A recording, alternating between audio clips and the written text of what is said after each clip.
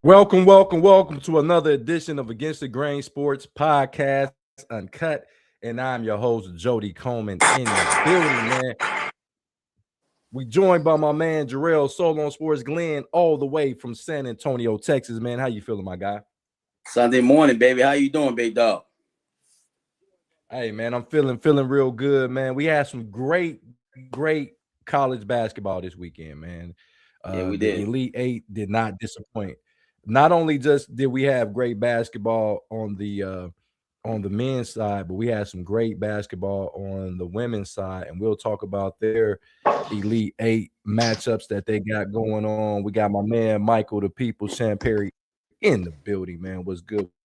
And I'm doing great. So I just want to know how you're doing now in your new accommodations since the last time we were together. But I'll let Jody ask you that. I've had time to adjust, brother. Yeah, because we only got one team standing. And that's I don't think Mike like that. I don't think he like that. For another 8 hours. Hey, Mike like Chauncey off of Wait till UConn get that tape. Hey, Jody, I'm like, wait till you. Yeah, I can't wait till they get that tape. Hey, that's crazy. That's crazy work, man. But it's gonna be a fun weekend. We still got some more matchups to complete our Final Four. Like I said, the Elite Eight for the young ladies, they play today, and then also tomorrow. It's gonna be a huge question about UConn. Is this the best UConn team that we have ever seen? I know we've seen a lot of them, but we'll ask that question. This is the best female UConn team we have ever seen. The way they dominating women's basketball is crazy. Let's see what they do against Notre Dame today. We'll talk about that. We got some NBA action. We get down the stretch for the NBA. The playoff seedings are pretty much in stone on both East and West. The 10 playing teams are already set, but they're playing for seeding. And that's going to be important. Who's going to play in the playing games and who's going to get home court advantage? We'll talk about that as well, man. But so, man, how you feeling, man? What's good? I'm feeling good, man. We got like a little 60-degree weather here. All my teams got eliminated. You try to play both sides of the fence. Hey, man, I got me 2 or 3 teams, and they both get eliminated on the same day. So I'm like, damn. Now I gotta find me another bandwagon to jump on. Now, really, all you gotta do is just start watching baseball. My Rangers are 500 right now, Mike. They 1-1, baby. Look, you see, I'm decked out. I'm already there. Hey, Mike won't be there for too long. Mike, how you feeling, man? What's good, man? I see you down at the Reds opening day, man. Talk to me about that, man. Man, that was a sight to behold. Thousands and thousands of people in Cincinnati flooding the streets. It reminded me of an Ohio State football game where you got a packed stadium inside, but all the streets around the stadium are packed. You got the Jumbotron out front.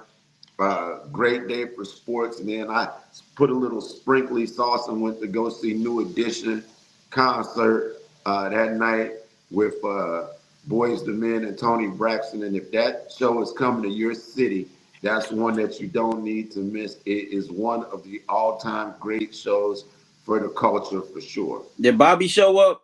Bobby was in full effect. Go Bobby, go Because Bobby. me and my wife went to go see New Edition about 2 years ago, and Bobby didn't show up. I was like, come on, Bobby. Every time I've been to see New Edition, the last 4 times Bobby has been there. And this show was just culminated by, I mean, you had the lights, you had the different stages, people popping up, coming out the ground, like all kinds of stuff. And Hey, like I Mike, said, how did Toni Braxton look? Did she look good, bro? we haven't seen that many Grammys on one stage. So I can't hear you because Jody popped out. And so when he pops back in, I'll pop back out. All right, there you go. Sorry so about I can hear both of you. Big shout out to my man Jamario Nelson, man. What's good, my boy? He's an Atlanta Falcon fan, man. Big time Atlanta fan. One of my high school teammates in high school. He was a younger pup when I was a senior. I think he was a freshman, but he was a baller for sure, man. They had some good runs after we left, man. Big shout out to my man Jamario Nelson, man. We got Mike back in here. But yeah, man, let's get right into it, fellas, man. Let's get right into the game last night. We had a hell of a I was thinking Arizona was on the ropes last night. Then all of a sudden, Arizona they just hit another gear, and they were down 8 at half and end up winning by what 15 points. Yeah, and it looked like a switch that was hit. It was like, okay, we done playing with y'all niggas. Let's go. So talk to me, man, about how Arizona, man, just dismantled the Purdue Boilermakers in the second half, outscoring them by 23 points. Well, this is the team that my Longhorns was supposed to be playing yesterday, but if referees would have called the game properly. Anyway, I don't want to get into that. Like you said, don't blame the referees. Jody tells me all the time, nigga, don't blame the referees. Okay. They missed the game. But they just got too much talent on that roster, man. They're definitely the deepest team left in the tournament, and I just don't see nobody beating them. How deep are they? So they can go extremely deep. They'll make you tap out, if you know what I'm saying. They made Purdue tap out last night. So I don't know. They made Purdue use a safe word last night. So pineapples. Upside down pineapple. Yo, Mike, what did you think when you seen Arizona, man? It was like, because I was watching it. They down 8. They looked lethargic. And then the second half, they looked like the Golden State Warriors in 2017. Mike, talk to me about that, man. Well, it was a display of athleticism versus non-athletes that are good basketball players. Purdue was able to control the tempo in the first half. They put in the guy's name was Clough. He was a big lumberjack dude. Yeah. And so their one guy kind of got a little foul trouble that didn't help him. And he was out of sync in the second half, which ended up hurting them. But they were able to control the game in the first half. Then in the second half, them athletes start athleting on the defensive end. They got in transition. And then once that happened and they got down 7, pretty much I think they had a possession where they missed a three-pointer. And then they scored a 3-point play, and they were down 10, and it was over with. It was crazy because it was almost like the Harlem Globetrotters in the second half. It was like, I don't think Purdue had enough timeouts to stop the onslaught that had happened to them. Oh my God, if they would have played this way in the first half, they would have probably beat them by 30, 40 points in this game. But Arizona in the first half, they just looked like they wasn't ready to play. They didn't look like they were ready. And then, like Mike said, Purdue basically dictated whatever they did whatever they wanted to do. Brad Smith was doing whatever he wanted to do. Kaufman, Wren, those guys. I told y'all Purdue is not a very athletic team. And there's no disrespect. They're a good team, but not athletic team. Arizona said, look, we're going to show y'all all these athletes we recruited. We're going to show y'all. So in the second half, it was a different ball game. But I'm going to go to you, So, before I go to Mike. Purdue had, I think, 3 to 4 seniors that had been there, I believe, before COVID. Kaufman, Wren, Brad Smith, Clough, and I believe Lawyer. Will we ever see a team like Purdue ever again in college basketball with the NIL period going on? Probably not, unless we're going to, hopefully, Lord knows, we don't want another COVID. Probably not. The NIL changed everything in college sports.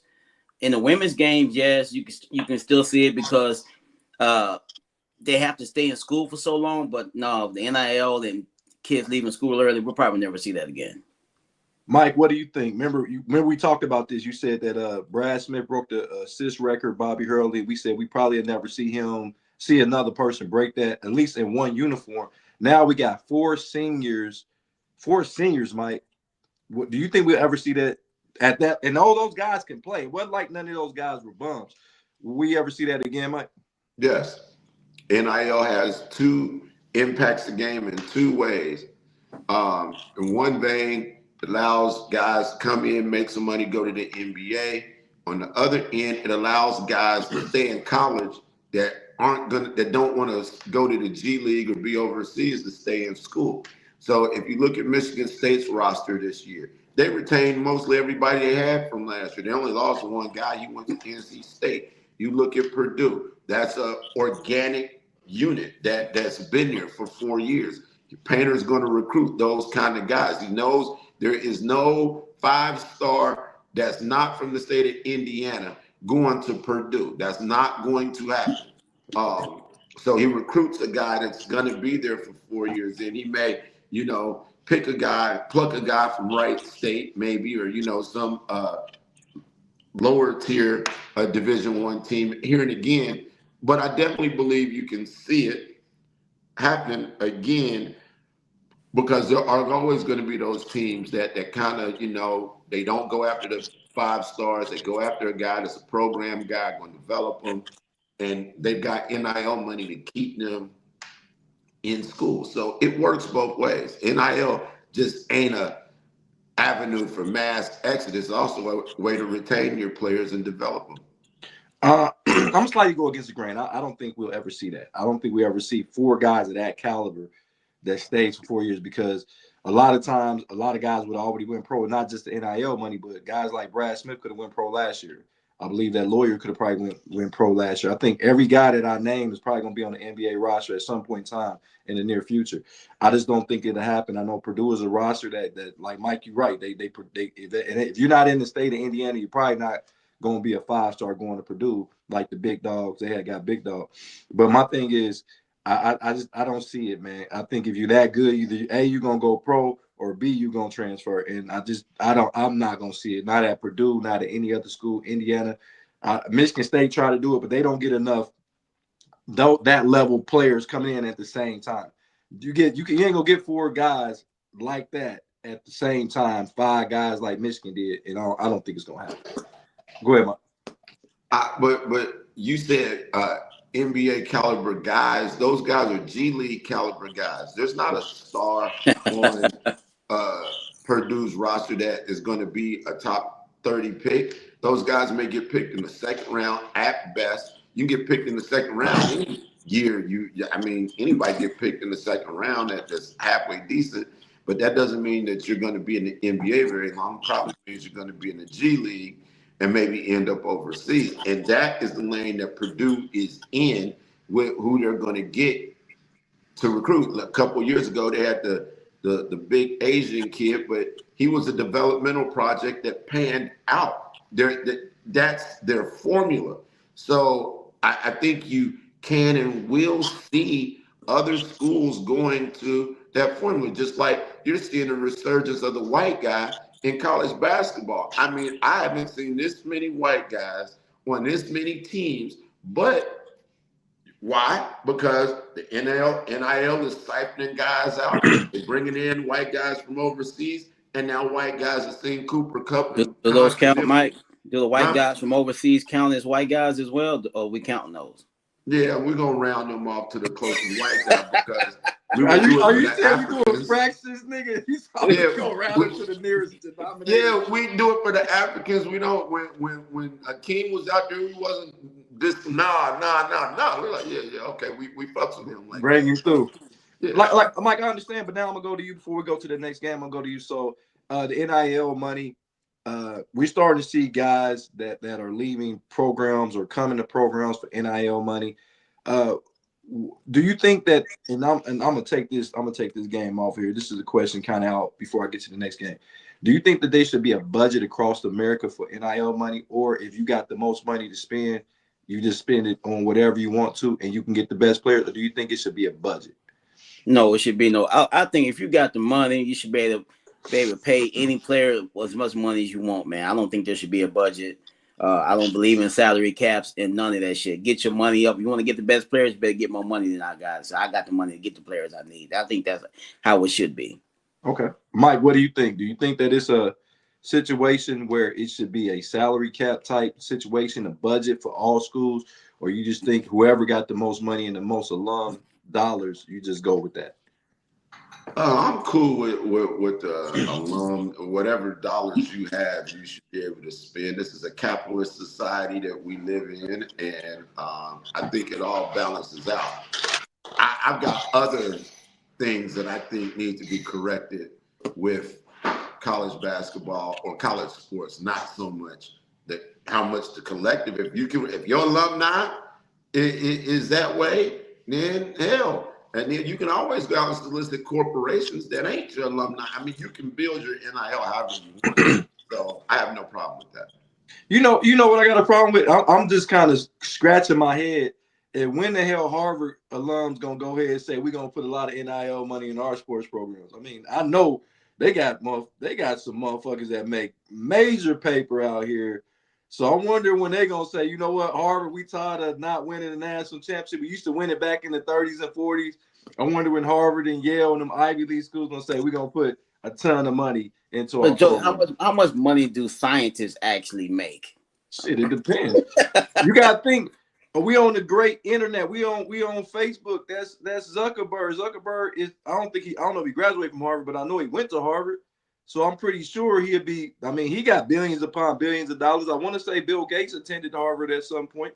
So I mean, I'm just saying we talking about people that got major bread. I don't know where Elon Musk went, but they got a lot of founding fathers with a lot of money. And I'm thinking if Harvard really wanted to blow everybody out the water on NIL money, I think they could. Joe, I think Elon Musk's money is tied up in child support court. Every time he turns around, he's having another baby. He can afford it. Shit. I mean, he can have 1,000 babies and they all gonna be. You said 1,000 babies. Like, what are we talking? Hey Joe, you know who's had more fun than anybody? Bryce James. Think about it, man. He's sitting on the bench, right? He don't have to sweat. He just get to celebrate with the team. He got to cut the nets down yesterday. He got a piece of the net. It's no pressure on this kid. No one's criticizing this game. He's not out there. His dad is a billionaire. If he don't make it in basketball, he gonna be okay. He's living it up right now. Hey, you know what? So you said something else interesting. Bryce is gonna have something that when they have dinner in 10 years and they got Thanksgiving dinner, he gonna be like, hey, Dad.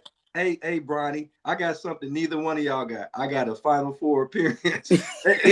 Like, I mean, they don't. Yeah. So that's crazy work, man. But hey, Michael, the people said we had another game that rounded halfway of our Final Four, and we got number 3 Illinois. They beat an Iowa team that overachieved. I mean, let's keep it real. Iowa was well coached. Nobody picked Iowa on their bingo card to be in the Elite Eight. But Illinois go back to the Final Four for the first time, I believe, since they had Darren Williams and D. Brown on that team. Remember that team that lost to North Carolina? So I'm pretty sure you remember. What do you think about this game right here and having 2 Big Ten teams in the same bracket? Do you like that? I have no problem with it. I think the Big Ten panned out to be the best conference in college basketball as via this tournament. That game was more of a throwback game to me. Looked like the early 1950s out there. I hadn't seen that many white guys on the basketball court in decades. What is that? What's up with you and white guys? Absolutely nothing. I'm really, this is what the people saw. This is what the people said. You looked at that Illinois roster. The closest thing that they had to a brother on the court was a half-breed black guy that's more, he's very bright. He's very, very bright. And then it was a couple brothers. Actually, Iowa had more brothers on their starting lineup. They got 3. It was only 2 white guys. And I'm like, damn, it's like 7 white guys out. Like, I've not seen anything like this. But, you know, they got the international flavor again, rounding off to the nearest white guy. And then, you know. Hold on, Mike. Are you telling me you was out there watching Hoosiers? Yeah. They literally could have came out and measured the rim and did the whole thing because it just was like that. And it was, you know, it was cool. But like, I said this about 2 weeks ago. Jason Whitlock pointed this out and did a whole thing about it. And I'm like, hey, man, you know, this is when Whitlock is right when he's right.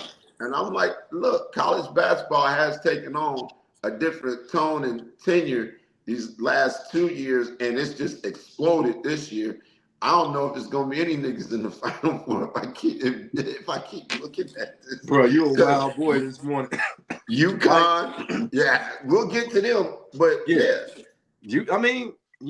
I guess all the brothers in the NBA. But as far as the game goes, real quick, Stojakovic was very impressive. Yeah. The light-skinned brother was very impressive.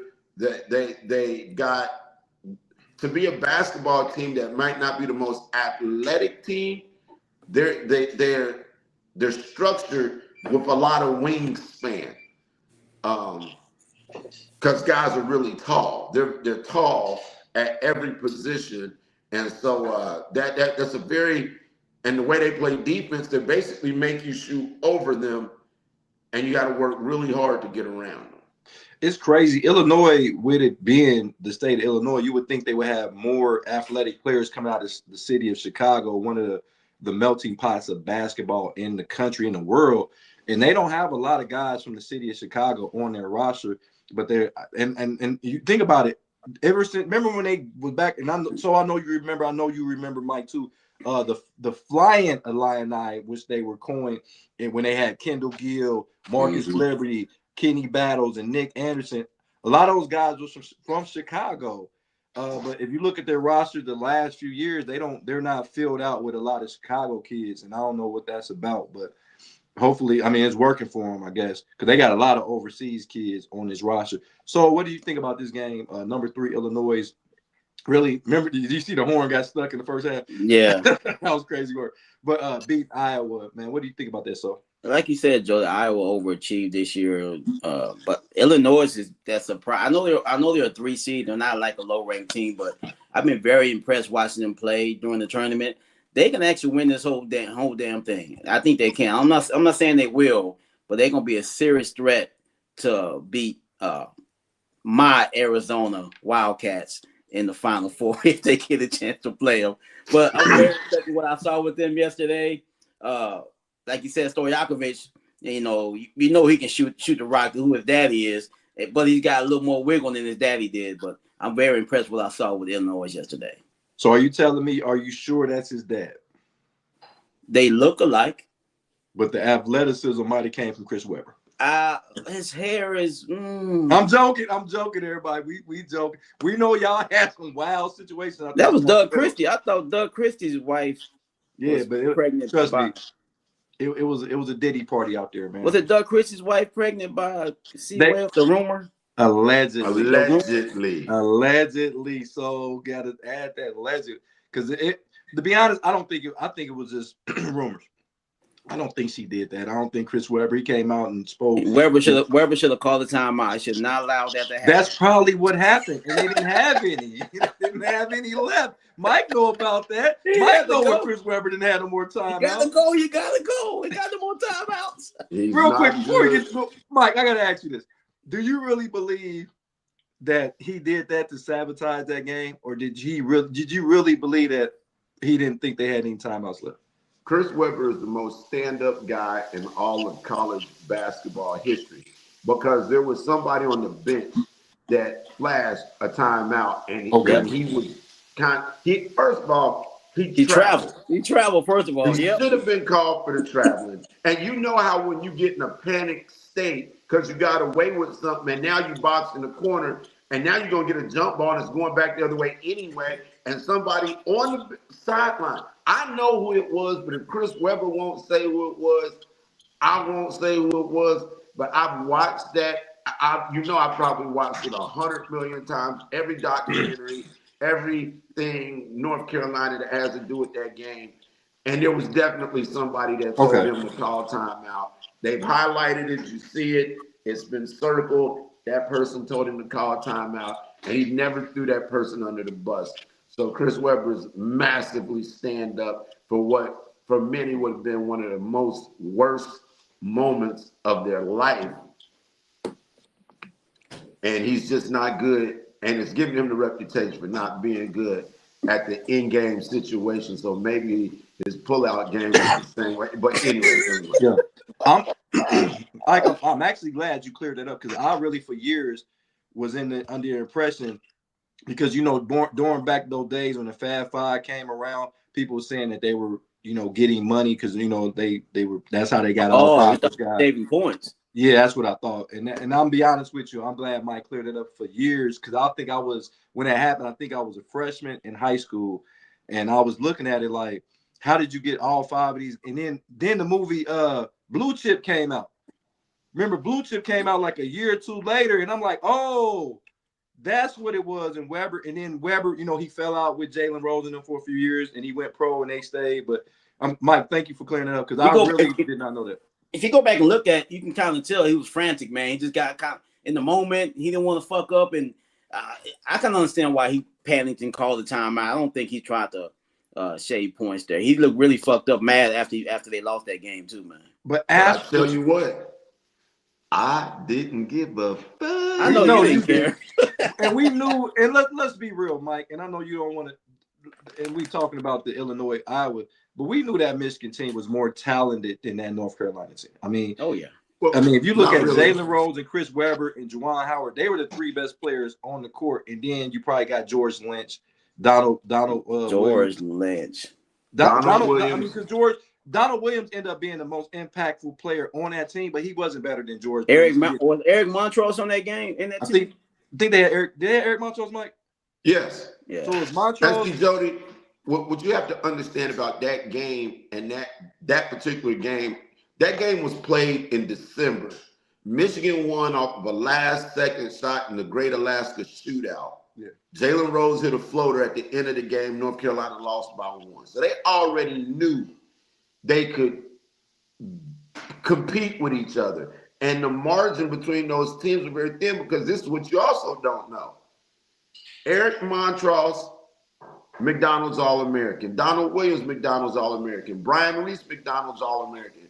Everybody on North Carolina's roster that starting 5 was a McDonald's All-American from 2 classes before.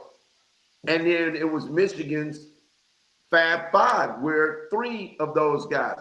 Donald Williams was better than Jimmy King or Ray Jackson, period. Right, but Mike, I was saying, but the 3 best players on the court was Chris Webber. It went in such. It was Chris Webber, Jalen Rose, Juwan Howard. Sure. Then I would say George Lynch and Donald Williams. You see what I'm saying? So when you're looking at the talent disparity, we know the coach, and then they had Fisher was the coach still for Michigan. Yeah. So I think, of course, we know Dean Smith is a legendary coach. We know he had the edge over Fisher, even though Fisher had just won a championship a couple years prior in '89 with Glenn Rice, who also had to beat North Carolina to win a championship. So to be honest, Michigan-North Carolina rivalry is really underrated for what we've seen in the early 90s and the late 80s. That was a rivalry that we that we really didn't talk about, because back then we didn't have the internet. We don't have, of course, the great Against the Grain sports show. But nevertheless, man, we'll talk about that. We'll go down memory lane on those, because to be honest, I love talking to Mike about North Carolina, because it's some stuff I know, but Mike really tells me stuff that I really did not know in depth with North Carolina. And just like, so sometimes you tell me stuff that happened with Texas, I'll be like, you can see it, but you know it. And it's like, that's why I love it that y'all educate me on here, because I'll be like, I did not know, because I really didn't know about that timeout. I really thought Chris Webber was point saving, because it was crazy how he exited the next year. Remember, he went pro. He was number 1 pick the next year. And I'm like, so that's what I thought for years. And we're old. That's the other part. We're old. So therefore, nah, we ain't that old. Hey, we better. My man Jamario Nelson said that game. I became a car. So my man Jamario Nelson, Mike, I told you he a C-Dub grad. He played on my basketball team. Was a little younger than me. He said that's what made him a Tar Heel fan. So I think when Jamario was probably in like the 6th grade when that happened then, because I was a freshman. So you must have been in the 6th grade when you saw that. So plus he a Falcon fan too, Mike. So y'all got a lot in common. He loved the Falcons. Let's talk about the game. Sorry about that. Since we're talking about Michigan, so let's talk about today's game. I don't think nobody had Tennessee penciled in the Elite Eight. I think I had them niggas going out in the 1st round. Remember, I had at least Virginia beating them. I was wrong. And Mike, I apologize for that. You missed it. I told you I was wrong. I thought Virginia was gonna beat them. You missed the apology. I ain't saying it again. Hey, Tennessee, number 6 seed, the lowest seed left in the tournament, going against the number 1 Michigan Wolverines. Wolverines look really good. They don't seem like they're missing Carson yet. Kaysen yet. It's a lot of other guys stepping up on this roster. What do you think about this, though? What do you think about this game? Michigan looked very impressive in their last game. Oof. Tennessee looked good also. I mean, like you said, underdogs, but I like the way Michigan's playing basketball. Can they make a run to the championship? Oh, most definitely. They're talking a lot of shit now, saying they're the best team in Michigan history. They ain't even in the Final Four yet. Relax, calm down, player. He's already talking like that. I wish he would have never said that. So now, if you don't make it, people are gonna be bringing this up. Let's win the championship, then start comparing yourself to other teams that actually won a championship. But I like the way Michigan's playing basketball. I think that there's not a problem. Hold on. So before I get the mic, not only that, did you see him when they played in their last game and it was like 3 minutes ago and he was doing a gesture to Alabama player? Yeah. What's your guy from came from North Carolina? Elliot Cadeau. Elliot Cadeau did that. I was really like, whoa. Well, the thing is, though, was some shit talking going back and forth, though. That's the thing. I get it. Back and forth, because when you start doing that, the floodgates open. We're gonna start talking shit. When things start going good for me, I ain't gonna let you live that shit. I'm gonna give it all to you. You know how his brothers get sometimes. Pause, Mike. Don't listen. We don't. You stay over there, Mike. You being real nasty this morning, man. But so the thing about what I'm saying is, I get it. It's a lot of shit talking, but it's the internet era. They called that, bruh. For now on, Michigan, I bet a lot of people are jumping off the Michigan winning the championship bandwagon just because of, even Jalen Rose made a comment like, bruh, you can't take away from the 89 team or 2 of the teams that he was on that went to back-to-back, that lost to Duke and lost to North Carolina. They were at least in the championship games, guys. Like, even a team in, I think it was 15, was it, Mike? So when they had Trey Burks, Trey Burks go to the champ. I think they lost to, I want to say they lost to Villanova, I believe. But nevertheless, y'all jumping the gun. Y'all still gotta even get to the Final Four. And Tennessee is watching this shit. So, like, all right, bro. Yeah. Man, Jalen is acting like everybody's old uncle. That motherfucker talk more shit. I got footage of them. They were losing to Temple, and they came back and they beat Temple in the regional final, and he was talking. And Jalen's head used to be doing this all the time because he was out there talking shit. So now that you're 50 years old, still doing the Beijing, trying to have a hairline, and now you want to act like, cut it out. The kids are out there having fun. They was trash talking. They caught it on film. They won the game, so he was right. You move on. Now, this whole thing about them being the best Michigan team, I'll wait till you actually get to me, but. Hold on, Mike. So you're telling me this was the Jalen Rose before he got his teeth fixed? Because he had a gap in every one of his fucking teeth. Every one of them motherfuckers had a spacer. Oh, man. Yeah, I'm talking about Jalen Rose's head looked like Souls right about now. That Jalen Rose. And that was in the 90s. Yeah, that was early 90s. He got a hairline stronger than Usher. Where that hairline come from? Come on, bro. Hey, I ain't gonna lie, man. Jalen Rose a cool nigga, though, man. He a cool nigga, man. He probably is. No doubt. He a cool nigga, though. Mike, man, what did you think about this game coming up today? What's up, Asia? Saw Asia. Hold on, real quick. Big shout out to Asia, man. We did a panel for some kids yesterday. Me, Ray Morton, Barbara Lindsay, her son Elijah, Ray's son, Also, we had one of the barbers in there, and we talked about some real life stuff for some real life men. We're gonna get it cut up. DK was the he filmed it. Ray hosted it. It was at the barbershop, and I just want to give a big shout out to Asia because she's trying to make a difference in our community for our Black young men, and I'm glad that she chose me to be a part of the panel to talk about my journey and where I came from. It was very emotional, but it was necessary that young men hear a lot of people like a Michael Perry, like a Jarrell Glenn, a Ray Lindsay, some other gentlemen out here, because they think our journeys was easy. No. And it was. And actually, the crazy thing is our journeys are continuing. So thanks, sis, for that. Appreciate you. And we're going to give you a shout out. Sorry about that, Mike. Mike, talk to me about Tennessee and Michigan coming up today. What do you think? I have nothing but fond thoughts when I think of Asia as well. Hey, Mike is on fire this morning. This nigga. Hey. Mike, you got different kind of emotions, Mike. You see, I got my glasses on, so you know. Mike, but anyway, Mike on fire this morning. Michigan and Tennessee. Before I end up with glass in my potatoes in a minute.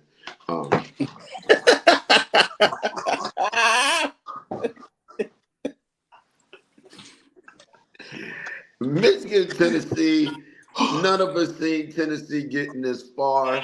Once they pulled the upset, well, I definitely had them beating Virginia just because I knew Virginia for who they were, but I did not have them beating Iowa State.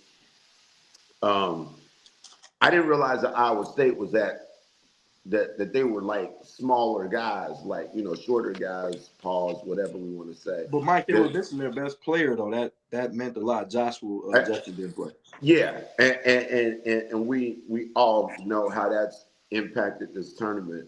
So Tennessee advanced. They had the better roster, they had the better talent. They've got a great coach.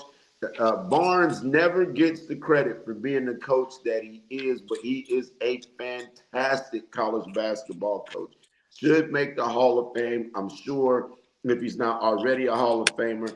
And Tennessee getting to the Final Four would just kind of put a cap on that for him. But I don't see it. Michigan has the better roster. I think Elliot Cadeau is playing as best as he can play.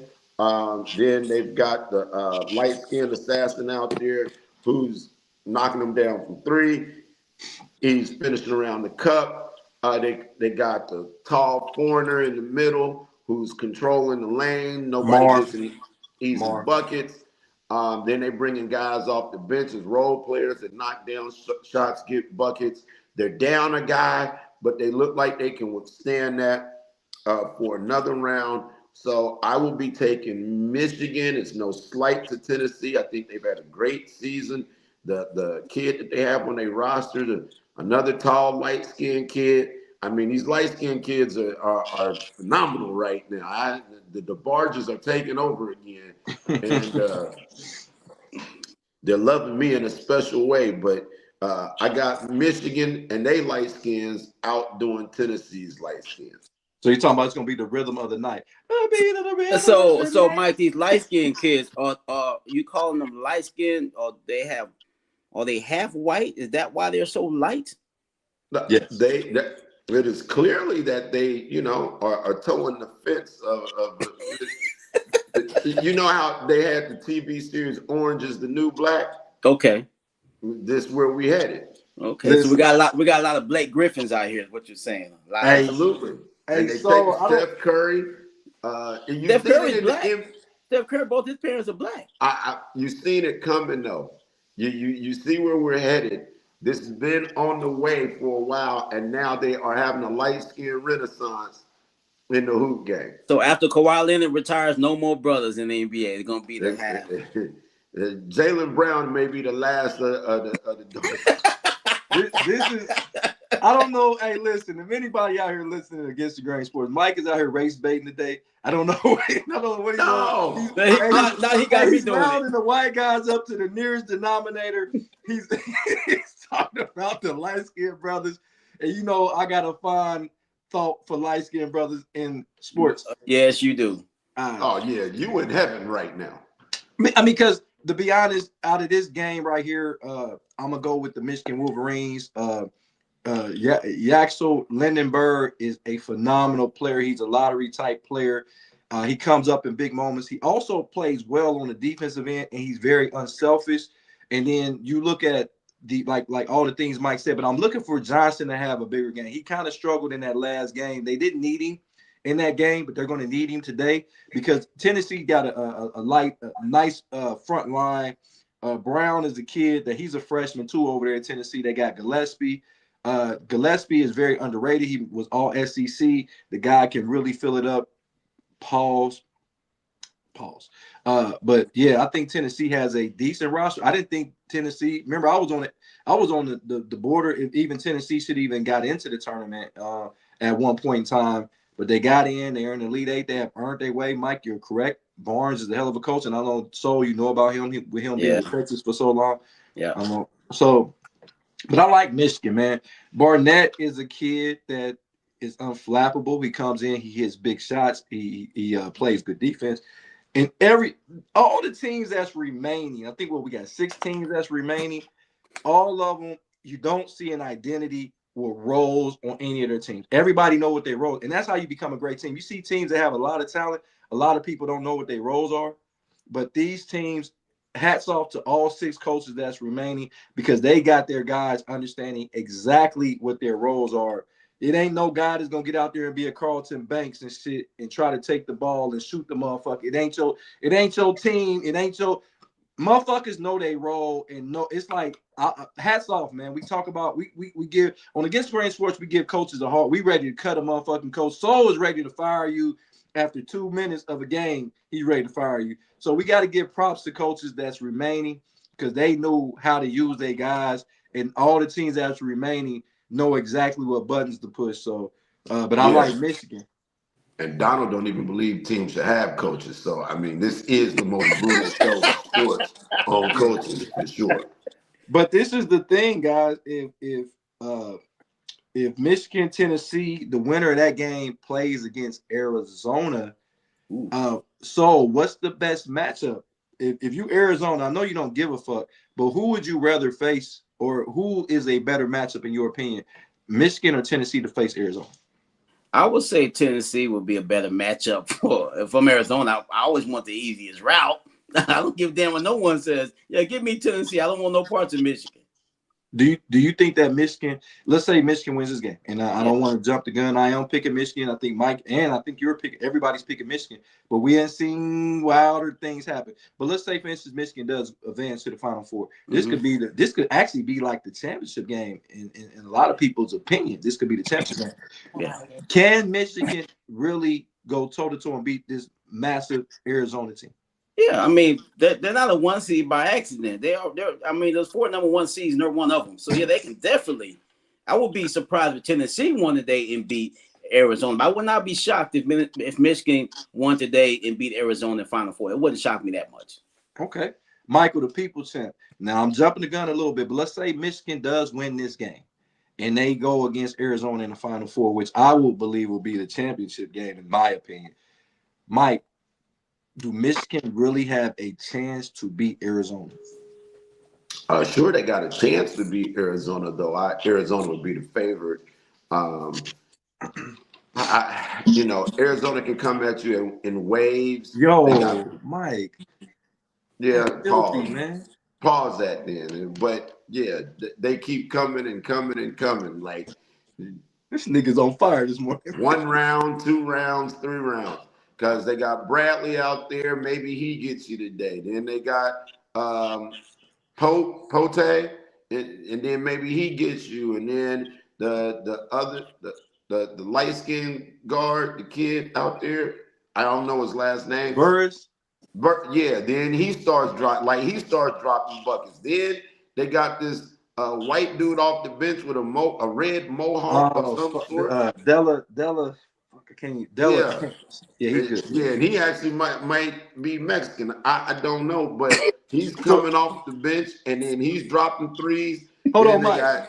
So where do you round him up to? If he's Mexican, do you round him to the African American, the black delegation, or do we go to the white delegation?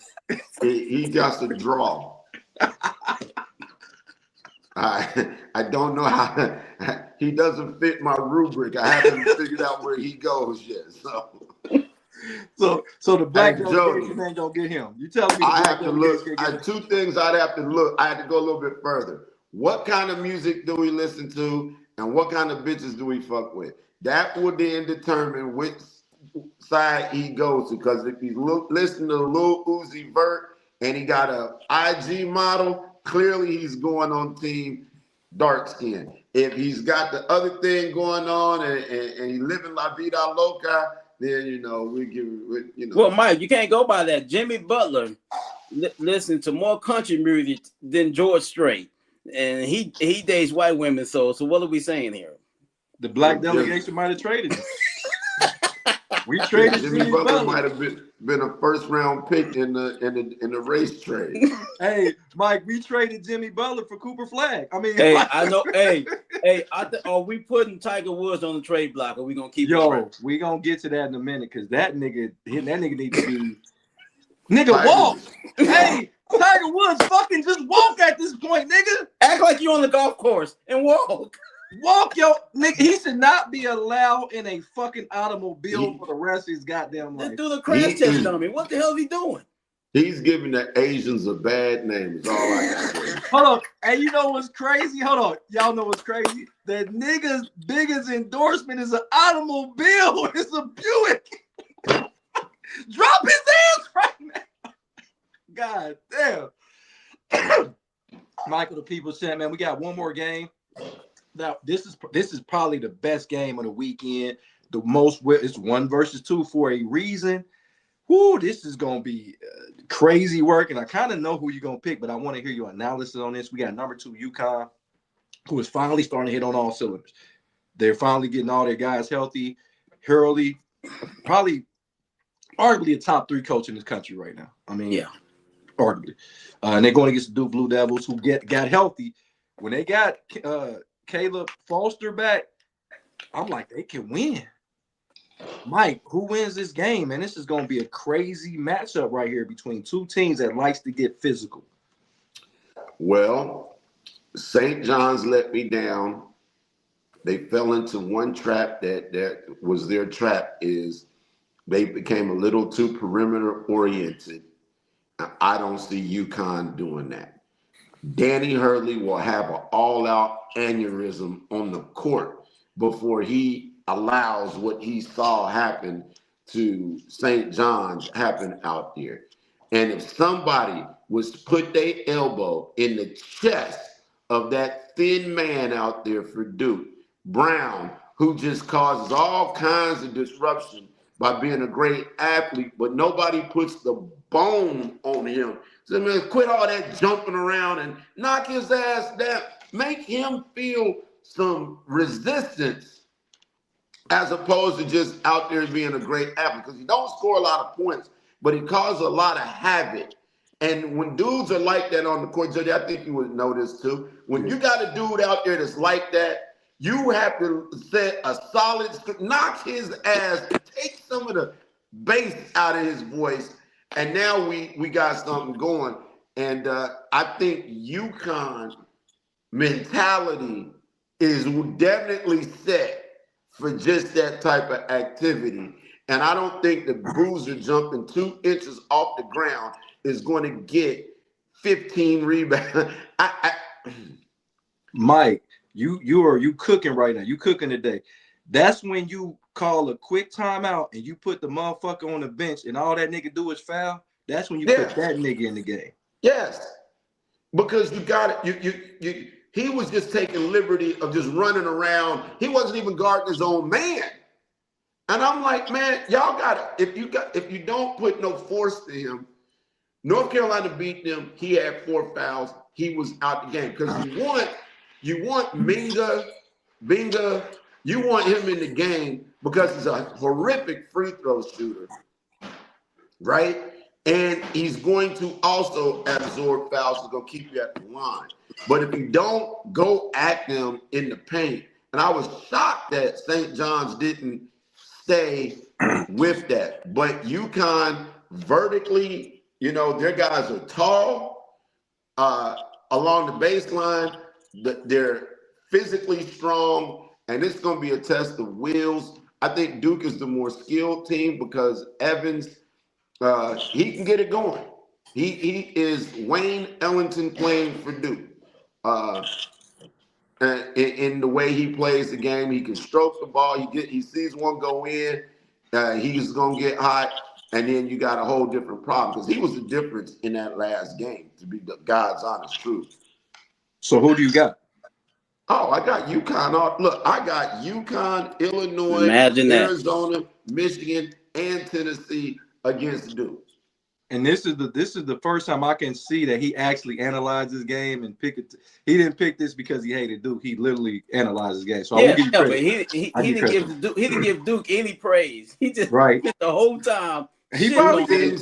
How UConn's game plan to beat Duke. He never said one time, well, Duke can do this. You just talk about how UConn can win, not what Duke can do to win the game. Okay. So who you got in this matchup right here? Well, I have more confidence in Duke than Donald does. I don't think Donald thinks they're going to win the whole damn thing. He said many times he don't think they got what it takes to win it.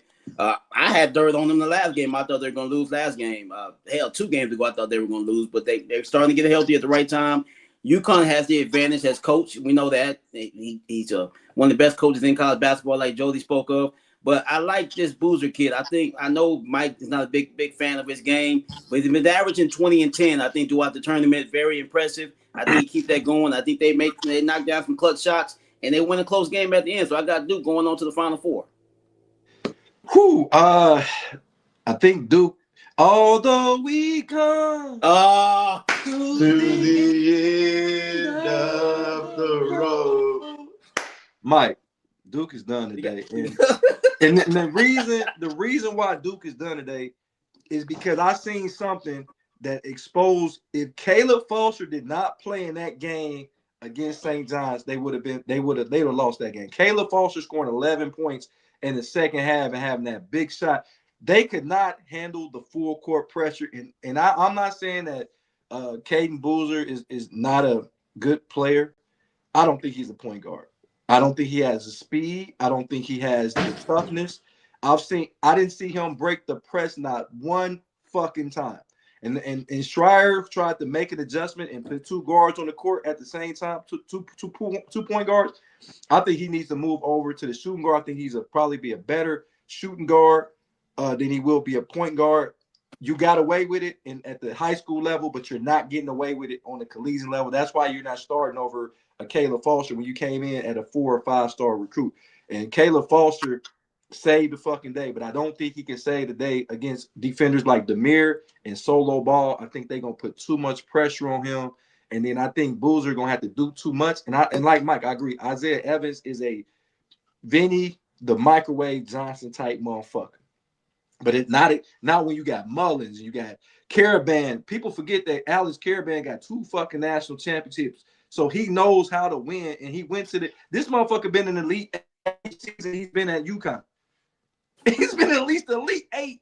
And if he makes the Final Four, he had been the Final Four 3 out of fucking 4 years he was at UConn. So UConn, I think they got the coaching edge. I think they got the player, their deeper roster.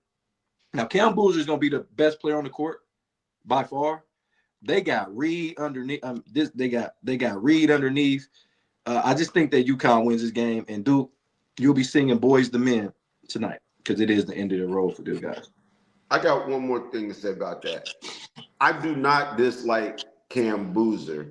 He's actually one of the more likable Duke players I've seen in a while.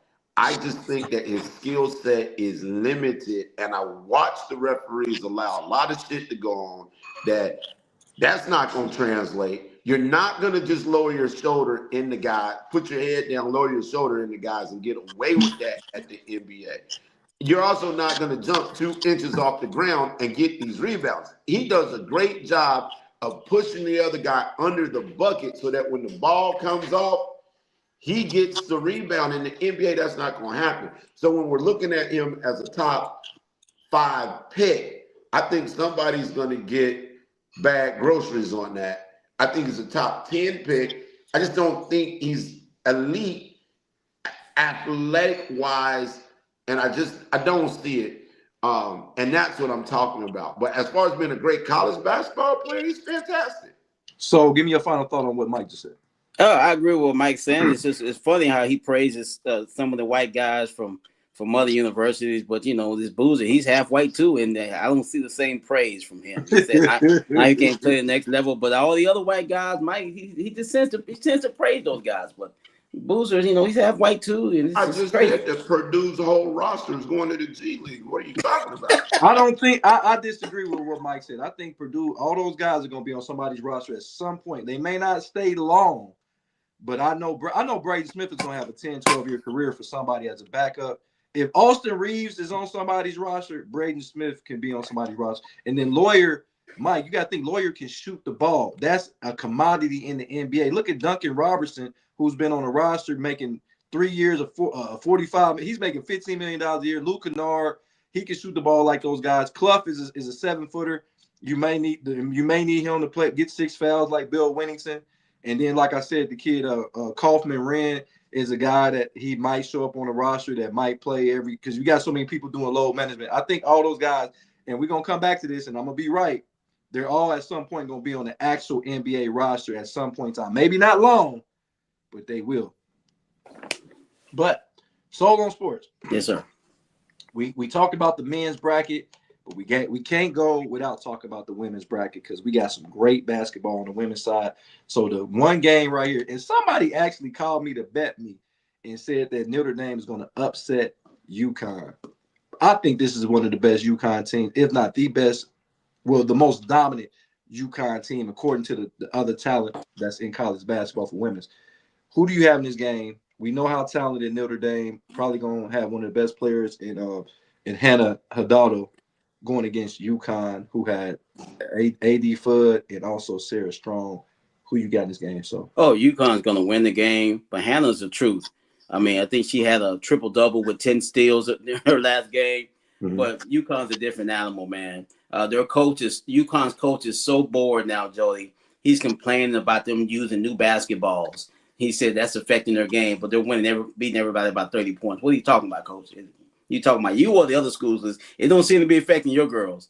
I think UConn walks through Notre Dame. Notre Dame can put up a fight. Cause I don't think my girl Hannah's gonna have enough help, man. UConn's too deep for them out there. I'm gonna go UConn. Okay. Michael the People sent, man. We got Notre Dame, who upset my Ohio State Buckeye females. I thought that they were going to be in this position right now, but they're not. And then also Notre Dame came and had a huge game against Vanderbilt to beat against UConn. UConn done breezed through every team they done played. The closest margin of victory was last game against North Carolina, where they won by 23. That was the closest margin. What do you think about who wins this game, and do you think this is the best UConn team or most dominant UConn team you've seen? Okay, so there's a lot to unpack here, but Skylar Diggins isn't walking through that door today.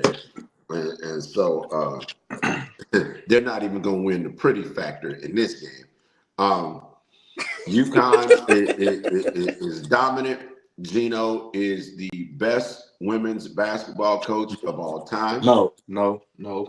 He ain't better. He's long since surpassed I just think Pat Summitt better, but that's your opinion. Go ahead.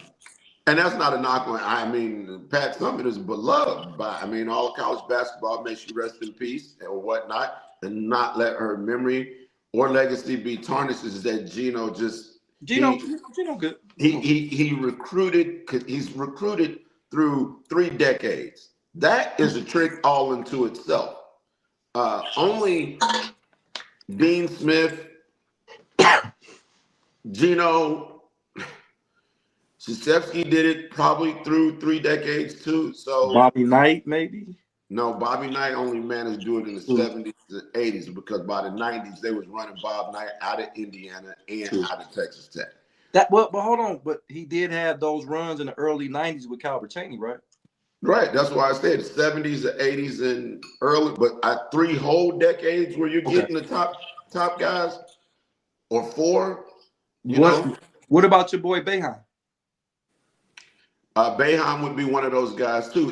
I'm just saying it's rare. Like you're in rare air, and Gino's in the rare air of all of basketball, right? Yeah. So you look at that and you say, okay, Then you look at the winning. Now, is this his most dominant team? No, I think when he had Swin Cash, Sue Bird, and Tamika Williams, and all of those young ladies after the Lobo era, I think that, and Tarasi was on that team as well. I don't think that there's ever been a greater women's basketball team than that run right there. It just hasn't been.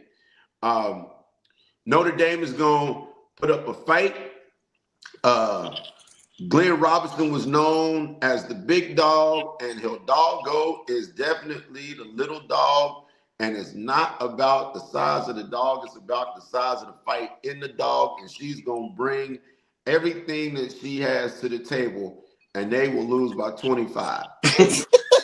Let me put something in perspective for Hannah. Hannah averaged 25.3 points a game, 6.8 rebounds, 5.3 assists, but she averaged 5.7 steals. I think she sells popcorn. She drives the bus. I think she does the laundry. I think she does study hall. It's nothing that this young lady cannot do. I believe the way that she got past a very, very, very good Vanderbilt team, and the way she made every play that needed to be made in that game, so she made. She got the last where she was able to get the assist at the end of the game that sealed the game, because Vandy was very good. So yeah, they had probably one of the best players in the country that they beat in that game, and she will be one of the top picks in the WNBA draft. But Hannah is a different player. And the reason why I'm bringing her up is because I remember I put a post on Against the Grain Sports, and I said she could be potentially the player of the year. This was mid-season. And there was a lot of people like, but she doesn't make her teammates better. And I'm like, what? At the time, I think this was January, so they were sliding.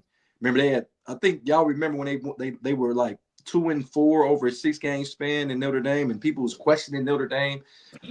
And their coach is absolutely a beautiful woman. Oh my Jesus. Coach Ivy is something special. I love you, Coach Ivy. And we got a hometown hero on her staff. And Mike, you know him. His name is Carlos Knox. He is an assistant coach. He was a great here. So he was a Meadowdale legend. He went to IUPUI in Indianapolis and was a 30-point a game scorer, one of the nation's leading scorers. And he had a cup of coffee with the Los Angeles Lakers, I believe, in the early 2000s. He didn't, but that's one of my ex-wife's brother, who was Darnell Hoskins, who was in the NBA. Both of those they were best friends here in Dayton. So big shout out to Carlos Knox and also Darnell Hoskins. But UConn is the best team, and this is my opinion. They may not be the best team talent-wise, but dominance. I mean, when the closest game is 23 fucking points, and I don't know if that's a testament to other teams not getting the recruits. Now, if you're looking at talent for talent, when they had Maya Moore and all them, but AC Fudd is a stud, no pun intended. She's not, she's a very good. But is she a stud? No, no, absolutely not. She's a stud. I am. She's a stud on the court. But I think we sleep on Sarah Strong. Sarah Strong is only a sophomore. And Sarah Strong is a young lady that gives you 18.5 points a game, 7.6 rebounds, 4 assists, and she plays a limited amount of minutes. She don't even play 30 minutes a game because they're always blowing somebody out. So just imagine if she was on the team, she had to play 34 minutes a game. So like she would be a 25 and 13 young lady. And I think Sarah Strong, with her being a sophomore, UConn's in good hands. So I'm gonna ask you, I don't think you answered this. So do you think that this UConn team is the most, I ain't say best talent-wise, but is it the most dominant team that you have seen? Well, we got to revisit this. Like we talked about the Michigan team. If they win the championship, they still got to get through my Lady Longhorns, which is not going to be easy. True. I mean, we'll see. If they win it, then we'll go back and revisit. But right now, they're very good. But like Mike was talking about the recruiting in UConn. How hard is it to recruit up there? I mean, they are UConn. They don't have a giant pool of 5-star female basketball players. They get the ones that they want for the most part, and everyone else gets the other ones. But they get who they want at UConn. Seems like it. Absolutely. So we got another epic matchup with another team. The only team I think, in my opinion, the Lady Longhorns are one of them, but the UCLA Bruins are loaded out west as well. Laura Betts is I can't call women studs. So I don't want nobody to think they're offended. I'm just saying they're great players. There you go. They're great players. I watch a lot of UCLA games because now they're in the Big Ten. So I watch a lot of them late, the last game on the Big Ten Network. So I get those games at about 10 o'clock. They're playing against Duke. I didn't think that Duke should have been here. I think Duke overachieved this year. I think they were well coached. They got a last-second shot against LSU to even get on there. They're well coached by Coach Lawson. Big shout out to take hat off to Coach Lawson. She was a Tennessee girl. She played for the Vols back in the day for Coach Summit. So talk to me about this game. Do Duke stand a chance against the mighty UCLA Bruins? Hey, Jody, speaking of LSU, does she dress like a 1980s Patti LaBelle or what? Some of the outfits she has on. She reminds me of Patti LaBelle, like she gonna kick her shoes off on the sidelines. Yeah, but she's down for the count. UCLA, no one's really talking about UCLA. Everyone's talking of UConn and talking of South Carolina and then Texas, but UCLA's been quietly a great basketball team. I do believe they have two Betts girls out there. Am I right? Yeah, they sisters. Yeah. Duke, like you said, I think they overachieve. I think UCLA takes care of business today. I think they'll knock them out of the box. Okay, my man Eagles Philly in the building. He said, "Good afternoon, good brothers. Keep doing your thing. Stay safe and stay blessed." That's our guy all the way from Philadelphia, PA. Was good. Eagles Philly in the building. Michael the People saying, "What do you think about this Duke upset victory? Last second shot, hell of a shot. Go down in Duke women's basketball history on the shot they hit against LSU. I thought LSU was a better team, but always the better team don't always win.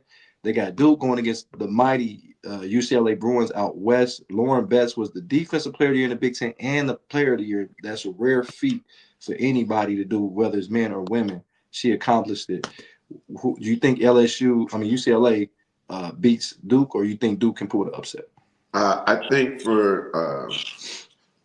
that the Duke winter sports comes to an end today. I think the women and men's team will be putting the white jerseys in this pile, the dark jerseys in that pile. The banquet will be next Thursday. We will have a potluck kind of format here. Freshmen are responsible for plates and napkins and cups, and then everybody else will be alphabetical order. Who's bringing the ice, Mike? Who's bringing the ice? Freshmen. That's part of what they have to do. Okay. But A through F is responsible for meats. We like a beef option and a chicken option. Fish is doable. If we go with salmon, that'll be just fine. And we can take the rest of the alphabet from there, because the Duke women are going home. They're getting some more of that boys to men treatment. They're at the end of the road. California Love is going to come crit walking through there later on today. And it's going to be night for the Puke women and the Puke men all in one day. It's a glorious Sunday fun day. Just let it happen. Hey, Mike. Guarantee. Hey, Mike, cue the music. Although we come to the end of the road. Go, do your solo, so. Where we at? No, y'all got that.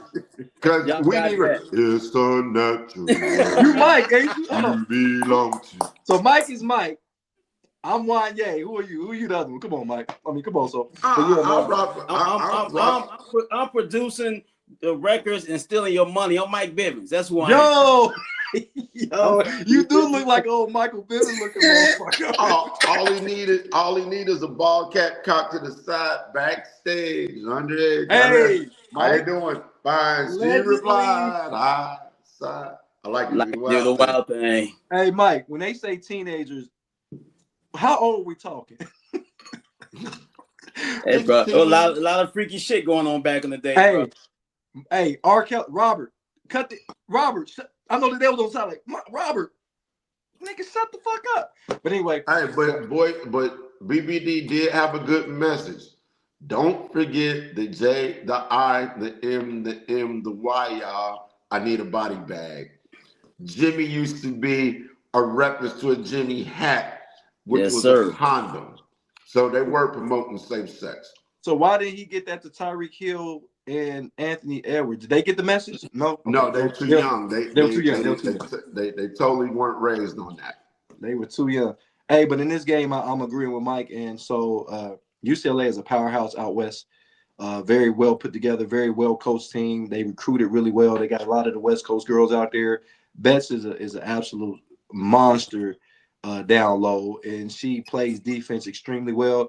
And I think she's going to be really good at the next level because she can actually move her feet and check perimeter play. I saw her checking some guards on the perimeter and switches, and I'm like, okay, she don't have cement feet, so she really can move her feet. And I think that she's going to be. I think she's a top 5 pick in this women's draft, of course. But Duke, good run, coach really well. Toby Fourier is a stud. She's only a sophomore. Toby Fourier is going to be one of the better players coming in the next season, along with Juju and some of the other, along with Sarah Strong.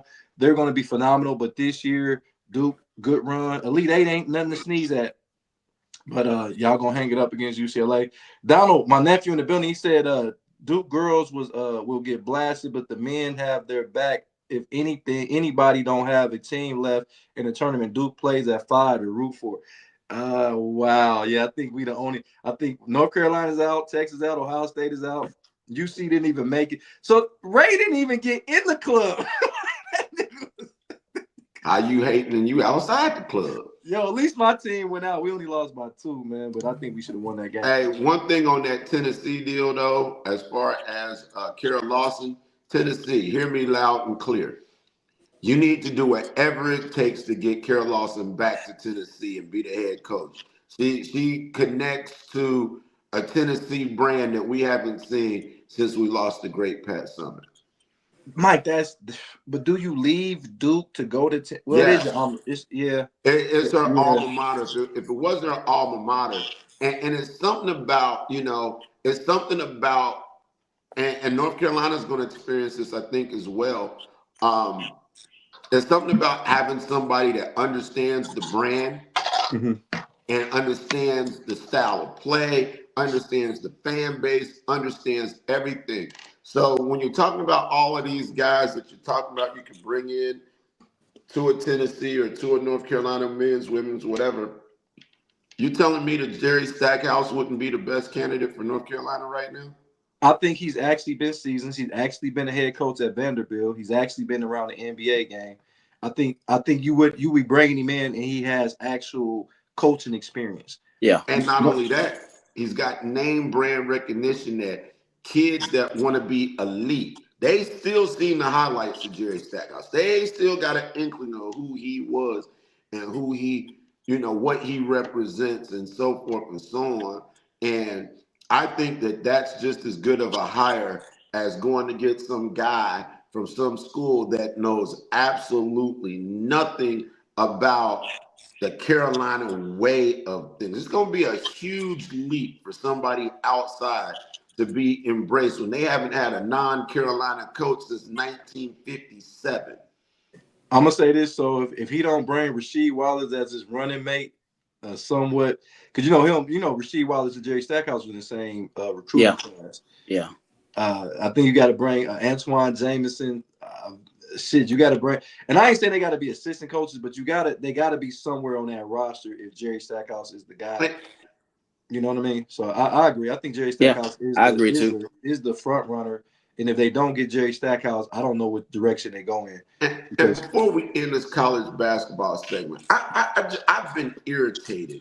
I know that you got guys like Jalen Rose and Jamal Mashburn and all of these people really trying to bury Carolina basketball. I think Jay Williams talking about Carolina basketball hasn't been relevant. I'm like, wait a minute, people. This is 2026.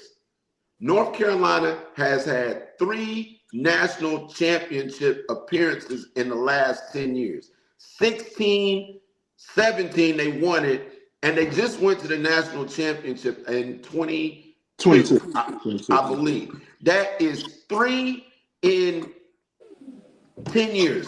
They're the last team from the state of Carolina to win a national championship. The last time they were in the Final Four, that school that everybody loves to bloviate over and keep saying that they've got all these great players and this, that, and the other, they beat those guys in the Final Four to play for a championship. Hubert Davis' record was 70% wins.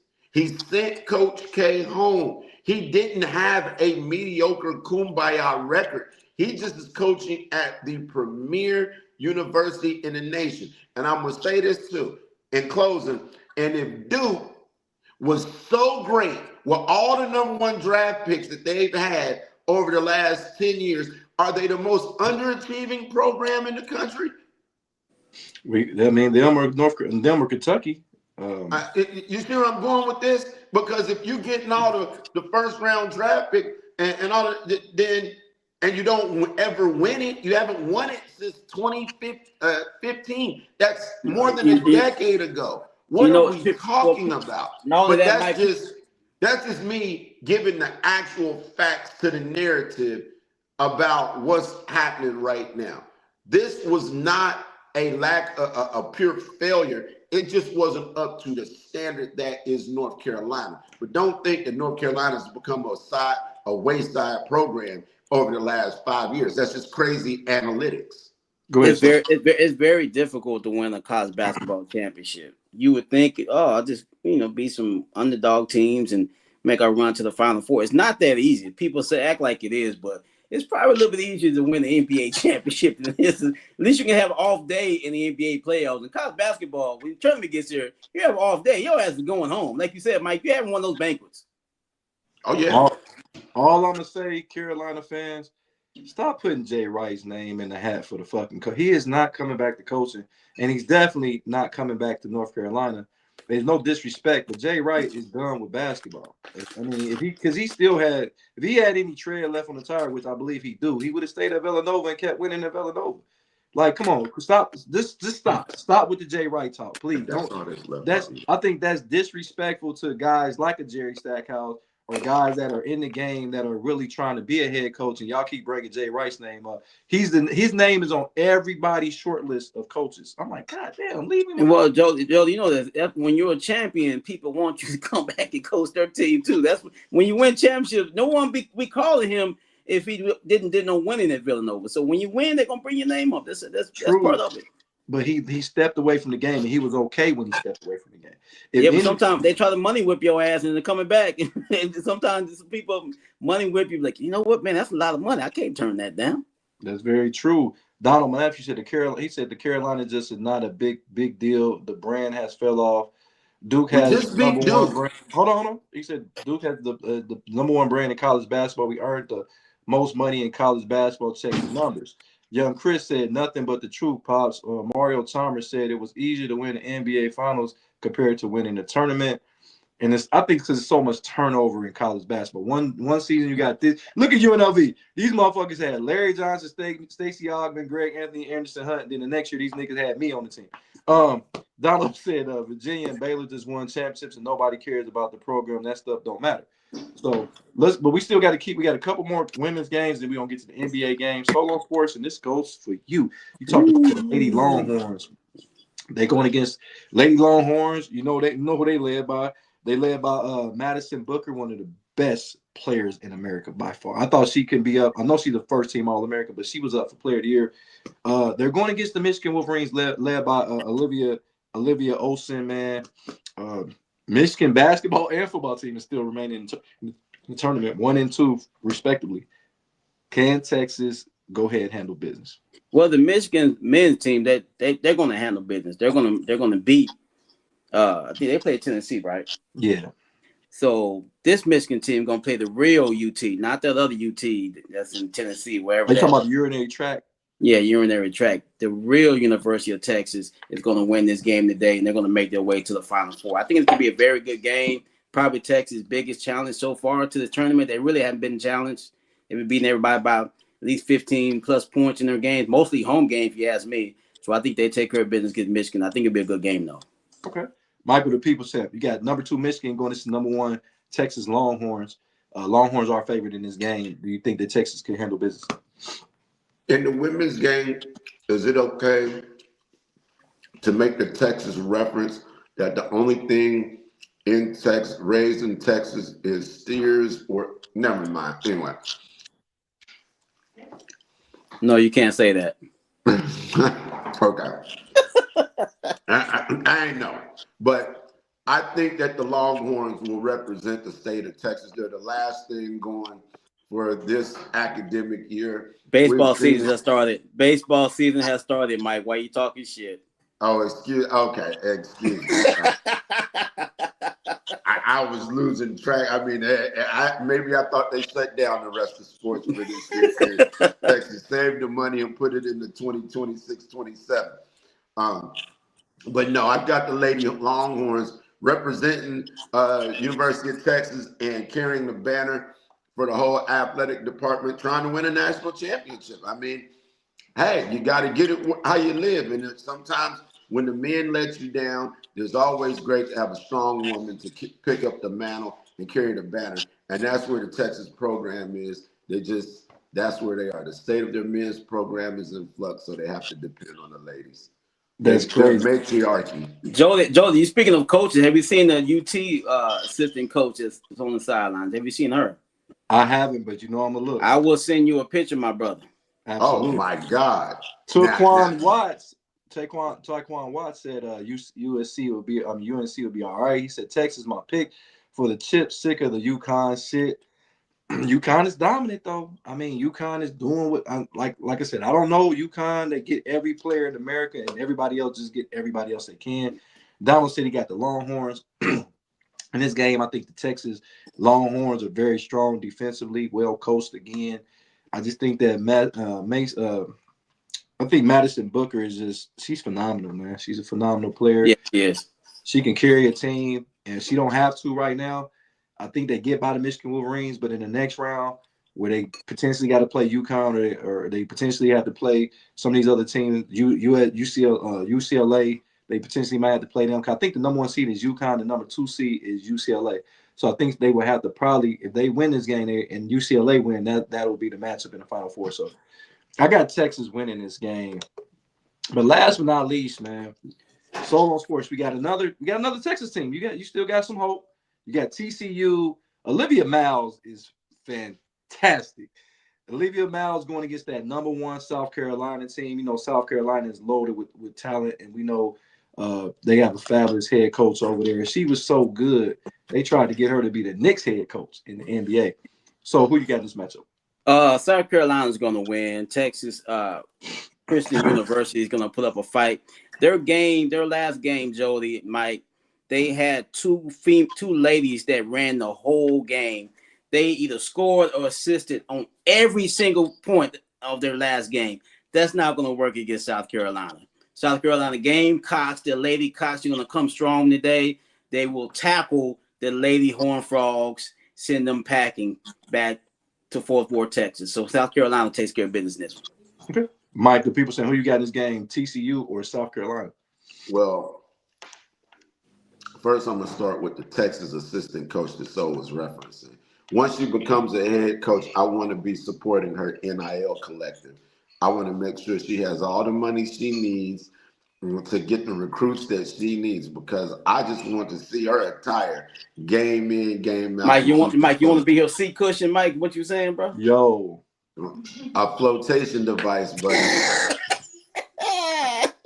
Now that being said, you know, TCU, they're here, and I'm shocked to see Sol not taking the Texas mantra and extending it to all Texas teams as he does all the time. So This is him going against the grain of his normal behavior, and I think he's right. South Carolina should win this game by 15 or more. This is crazy work. This is one thing that I really want to see change in the women's game. Even though the women's game is phenomenal, is the best it's ever been. But I think they're okay with all number 1 seeds getting to the Final Four, because that's what it's going to be. It's going to be chalk. It's going to be all number 1 seeds: UCLA, UConn, Texas, as well as South Carolina. They normally get it right on their seeding. You rarely see an upset like so. When Kentucky beat on the last second shot, they beat LSU. It was kind of shocking. And you see what kind of manner it was for them to beat LSU. So I'm looking at the women's game, and it's just like you're better off just saying, you know what, I'm going to pick all number 1 seed. That's why if you go to a lot of betting apps, they don't allow you to do that, because that's chalk. And normally chalk happens in women's college basketball, and it will happen and continue today because South Carolina, they're just gonna put in work. South Carolina is a very deep roster. Joyce Edwards is fantastic, averaging 19.6 points a game, 6.5 rebounds. Raven Johnson is another one. She's fantastic. They just got a lot of talent over there. You know, they're well coached. She's probably one of the premier coaches outside of Gino, of course, in all of women's college basketball. So South Carolina, it's going to be chalk. All number ones getting to the Final Four, and then that's when it's going to get really in. It's going to get really in depth when you got all those number one seeds, and then we can analyze it. We'll be back to talk about those games. But yeah, South Carolina it keeps rolling. They get back to another Final Four. And Staley is just Don Staley, big shot. They wanted her to be the next head coach. I think they might have been. I ain't gonna say it would have been better off because Mike Brown is doing the best he can. But you know how good you got to be for you to be coaching women's college basketball. And they want you to go to one of the premier organizations in NBA history to coach. And you're a female. You've been the first female to ever do it at that level as an actual head coach. Because was it Becky Hammonds? She came in and coached when Pop was out a few games. So she was the first women to ever coach a game, but to actually be hired as a head coach, Staley would have been the first. Don Staley would have been the first to do it. It's going to happen eventually, you would think. Yeah, I think I don't think that's going to be good. Hold on. Why? First of all, if you see how NBA players interact with male head coaches, I can only imagine the first time shit gets sideways. and you know this is going to happen. It's probably not popular, but you know somebody's getting checked out again. You know it's going to happen. But like, this bitch tripping. That's going to be the first thing that happens. And then go from there. I do not think that women should be head coaches in the NBA or NFL. I don't believe it. NFL, I agree with that. But NBA, I think they could do it in NBA. I think it goes back to a level of respect. And I think that I think who is more respected in basketball, if we're just we're talking about basketball, not female, man, we just going to merge them all together. Don Staley is among top 10 to be respected in this game right now. I understand what Mike is saying, but at some point you got to, that's like, you know, your mom, we all was bigger than our moms. And we know deep down that we wanted to overpower our mom. We could, but we didn't. There's a rare amount of motherfuckers that will overpower their mom. You respected your mom. You yes, ma'am. You know, because you know if she was there and she was in your life, you didn't see a lot of people unless you on drugs disrespect your mom. Yeah. And I think Staley she's just well respected, and I know she would know how to talk to him. And will we have cases like Mike talking about? Absolutely. I mean, because we got some YNs that don't give a fuck. But for the most part, not only that, but like you see how Luka gives it to JJ Redick, like he look at him like, man, I really want to slap the fucking taste out your mouth. And he really goes at JJ Redick. And the NBA has always, this wouldn't be anything new where players and coaches kind of get nose to nose, and you got the locker room situation. You can have a back and forth with your coach without being disrespectful. Hey, there's some guy coaches that act like bitches. I mean, let's put it out there. Look, and that's what I'm saying. But you can't. What's the locker room dynamic going to be like? It's too much. Women owners, great. Women coaches, not because they don't know the game. That's not my point. I just don't think that's a space that. Just like I don't believe that female journalists should be in the locker room. But there's a lot of male coaches that are not good coaches in the NBA, Mike. There's a lot of them, brother, that probably shouldn't be head coach. Why not give a woman a shot at it? I mean, damn it. I just don't. I believe it causes too many different dynamics that we haven't seen before, and I just don't think that it should be done. So why is it okay for men to coach women then? Why is that okay? You don't have the issue of physicality where, I mean, nothing's going, I mean. What physicality are we talking about? The physical presence of a woman is not going to be intimidating to most men that I know at all whatsoever. And so you just don't have that disposition. Men can posture themselves physically toward a woman that could be intimidating. So you want to coach by fear, is what you're saying? You think they should coach by fear, is what you're saying? I'm confused about where you I getting just with don't. I think when you take every aspect of it, just everything is too much. If it was just X's and O's in basketball, surely I think Don Staley knows basketball and knows it very well. But even she turned it down for a reason. If she thought it was a great idea to break the glass this. You got a ceiling great job already too, though, Mike. and go that direction, but if you wanted to be the first and break a glass ceiling, sometimes somebody will move from a comfortable situation to an uncomfortable situation to break that glass ceiling. And she chose not to do it. And she did speak on some of this stuff that it just. It, Sometimes you stay where you celebrate it, not where you tolerate it. Because I think the experiment if Don Staley would have went to the Knicks, it would have been short lived though. Because if you don't, their expectations, if they don't, because they no matter who's the head coach in New York, they expect the championship. I don't know why. Y'all ain't won since what 72 or 73. So why the fuck is the expectation to win an NBA championship when y'all ain't did it in quite some time? Sorry, J.K. and shit, but Didn't Whoopi Goldberg coach the Knicks once? yo, that's crazy work. That's great. One the girl from Cheers, the lady from Cheers, she coached the NBA. But yeah, Donald said I agree with Mike. No way in hell a woman can coach men. Men can barely handle men, and that's just we'll talk about. We'll get more in depth. We get some more information on that. But speaking of NBA, we got a few games on the docket for the NBA before I get you guys out of here. And Michael, the People Champ, we got the Boston Celtics at 49-24. They're trying to get the second seed. They won't get the number one seed is pretty much locked up with the Detroit Pistons, but they can get the second seed. The Knicks and the Celtics are battling for that second seed. You got the Hornets, 39-35, 4 games over 500. They will be probably in the play-in game. Mike, what do you think of this game, and how important is it for both of these teams to win this one? it's that time of the year in the NBA where you're playing for position. They want to stay the second seed. They can't just go out here and lay 8 straight eggs. So they're gonna have to perform. And so for the Hornets trying to get out of that play-in, I don't know if it's mathematically possible, but you want to get as high as you can. And they're playing really well. And so they want to keep that rhythm going. So and Boston needs as many games as they can with all of their players, trying to build that chemistry for the playoffs. So I think it's a very important game, and we lost it. Hey, so before I get to you, I got to put this up there. I think when you speak about the Knicks, Gerard pops up like we said something about Candyman. We must have said Candyman 3 times in the fucking mirror, because here my man Jay came to say, he said, hey, what's all that Knicks talk about? You can't, I'm telling you, I don't give a fuck. This nigga sleep. This nigga can hear this shit. He can be 3,000 miles away, and Jay Kane can hear something about the Knicks. That's my guy. Joe, you say he got an Amber Alert every time someone talks about the Knicks? I kid you. Look, I'm not lying. Look, this thing popped up. Y'all think I'm lying. I think him and Spike Lee have their own group chat. They talk about Knicks at all time.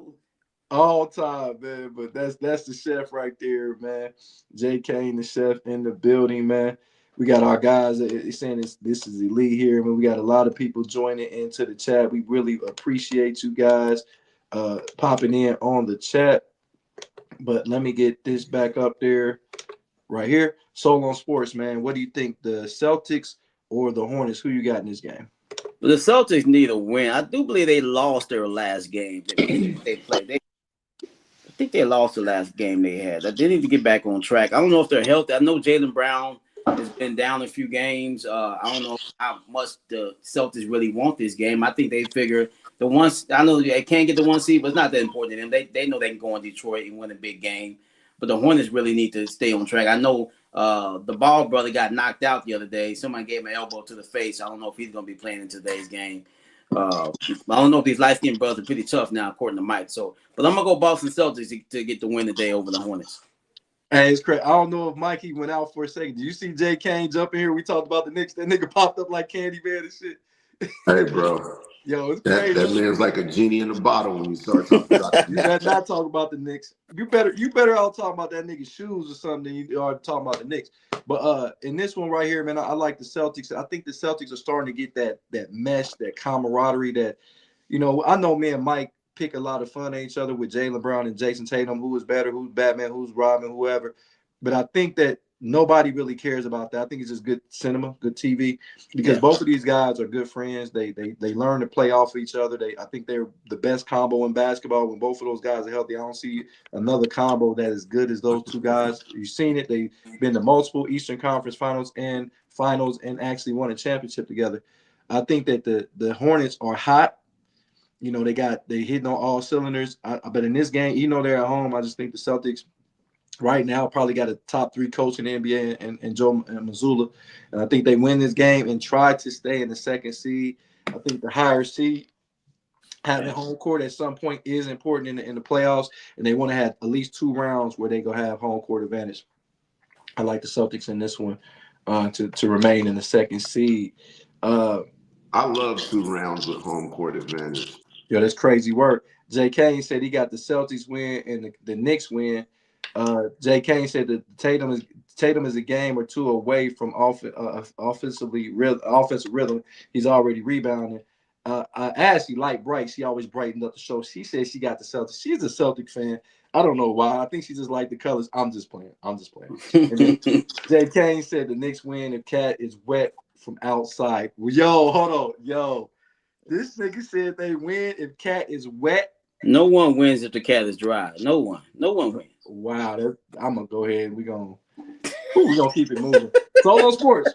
We got the Magic right now. Once again, I guess that game is very important because the Hornets can actually realistically and mathematically catch the Magic. The Magic are 39-34. They're going against the Raptor team. They got a lot of dick up there in Toronto. So they've been riding a lot of dick up there. They're 41-32. And Dick has been an imprint in Toronto. So who wins this game? Do the Orlando Magic still have Isaiah Black on their team? I think so, yeah. So we got a little black dick action going on today in Toronto. I'm gonna pick the Dinosaurs to win today against the Orlando Magic. Hey, JK said jumpers ain't called wet no more when it goes in all the time. I don't know what's going on this segment. Mike, you got the Magic going against the Raptors. Like I said, Toronto been riding a lot of dick up there, and that's been big for them. And Toronto actually going to be in the playoffs for the first time in some years. So Drake is up there now. Drake's back on the sidelines all of a sudden when they start. Drake. Mike, who do you like in this with the black dick matchup? What do you like right there, Orlando and Toronto? Well, it just is a matter of how much dick shows up.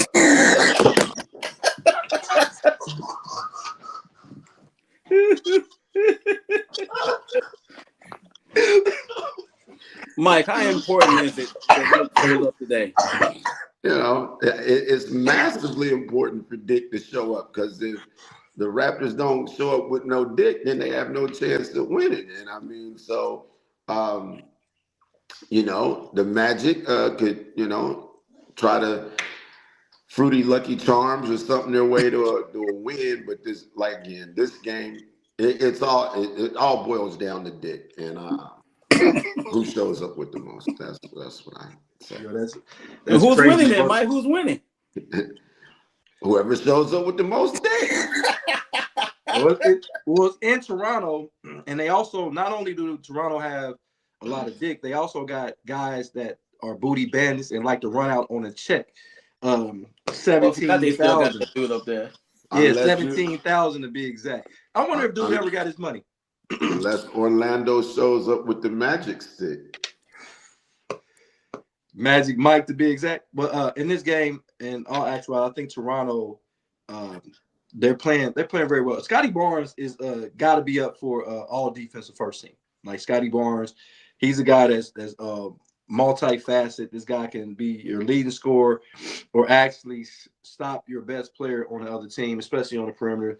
Scotty Barnes, I know they got Brandon Ingram, they got RJ Barrett, the Booty Bandit. They got a lot of dick up there. So it's like they have a well-rounded team, a lot of girth in the middle with Toronto. So I'm going to go ahead and say I'm going with the Raptors over the Magic. Pablo Banchero has been playing well, but it's just like they haven't got the continuity down when they're Orlando to win these games. So I like the Raptors. J.K. Chef said, has Dick been wet from downtown? Oh, wow. Only when that cat's around. I think Dick done got hot, but the Dick normally penetrates, and then he kicks it out for a wet three. So that's normally what happens in Toronto. It's pretty cold in Toronto right now. It's got the effect the Dick down in Toronto. It's got to get a little shrinkage up there. It's got to be really cold in Toronto right now. Then if that be the case, then you got to play a lot of D. Yeah, ain't nothing wrong with that. Solo on Sports. We got the Warriors that are playing with a complete mass unit. They're probably still going to make the playoffs. They're going to make the play-in game at 36-38. They go against the Denver Nuggets, 47-28. And y'all know how I feel about the Nuggets. I feel like Joker is a fantastic player. He's a stat stuffer. But every time I bring up this note, everybody want to act like they ain't hear what I just said.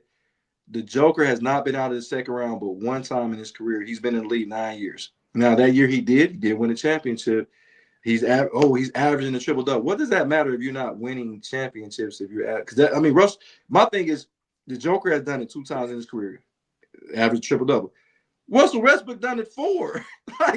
Russell doesn't have that one ring. He doesn't have that one. I get it, but once again, I'm talking about people saying we've never seen this before. Now they like we never seen it from a big man, but I mean now the game has changed, so you will see stuff that never been done. And I'm not saying the Joker is not good, but I think everybody trying to put him in the top 5 already, I think is premature.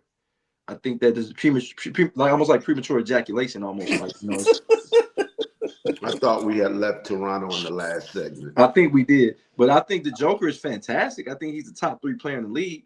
But what does it matter if he goes out in the second round again in the playoffs? Now, what's the narrative? Because it seemed like I say this all the time: foreign-born players get a pass. Tony Kukoc got a pass. Arvydas Sabonis got a pass.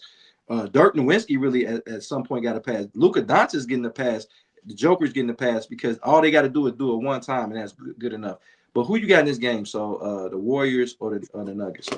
Well, the Warriors, they're playing G League players. If the players aren't just somewhat injured, they're hurt. They got a player that put his knee on backwards a couple of days ago, so they're going to be down even more players. The Nuggets are the healthiest they've been all year, so I'm definitely going Nuggets in this game. Okay. Mike, the people say, who you got, man, the Nuggets or the Warriors in this one? I think the Nuggets are a more complete team than the Warriors, so I got the Nuggets. But, Jody, that narrative that foreign players get this bye, I don't know where that comes from. Why not? Why not? Luka Doncic got 18 technical fouls. He'll be sitting out games now for more technicals. Everybody gets on Luka about his defense. Everybody gets on Luka about complaining to the refs.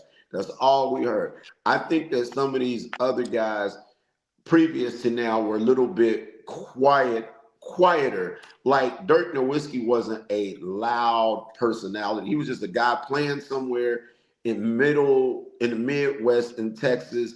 Nobody was on Dallas like that. Had he been with the Knicks or had he been with LA or somebody like that, he would have got more scrutiny.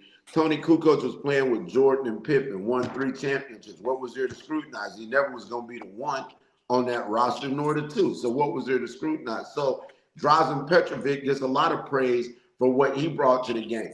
Everybody knows that Sabonis was old when he got here, but very productive. And had young Sabonis been in the league, he would have been praised as probably one of the all-time greats via a Yao Ming type. So I don't think that these guys don't get praise and don't get criticism. I just think it's got a lot to do with markets that people end up in and kind of like go from there. We've seen plenty of black players go under the radar. That's great players that played with the Utah Jazz before Karl Malone and those guys, or just played markets where nobody was paying attention. Hold on, Mike. I think you missed what I'm saying. I'm talking about when it comes to winning. I'm not talking about their play. I'm talking about okay, Dirk Nowitzki won one championship. And it's like he's touted as a lot of people argue he's outside of Tim Duncan. A lot of it's some people that literally have him the second best power forward of all time with one championship. Now, like I said, Dirk was fantastic, but some people got Dirk over Kevin Garnett. Both of them got the same amount of championships, same amount of MVPs, but Kevin Garnett has a defense player of the year. You know, I think that they don't get the scrutiny for winning is what I'm talking about. I think it's okay. Like nobody, have you heard anybody in the media ever, and am I criticizing the Joker? Maybe so. I'm stating the fact that if anybody was in the league for 9 years, if Tracy McGrady, who couldn't get out the first round, or any of these great players, so was in the league for 9 years and got one championship, and you're supposed to be the best player in the game. This dude in the last 5 years, he either won the MVP or second place in the MVP. Well, it's kind of like one championship is okay with that. It's kind of like Mike was saying. If the Joker was playing for the Lakers, he would get more criticism.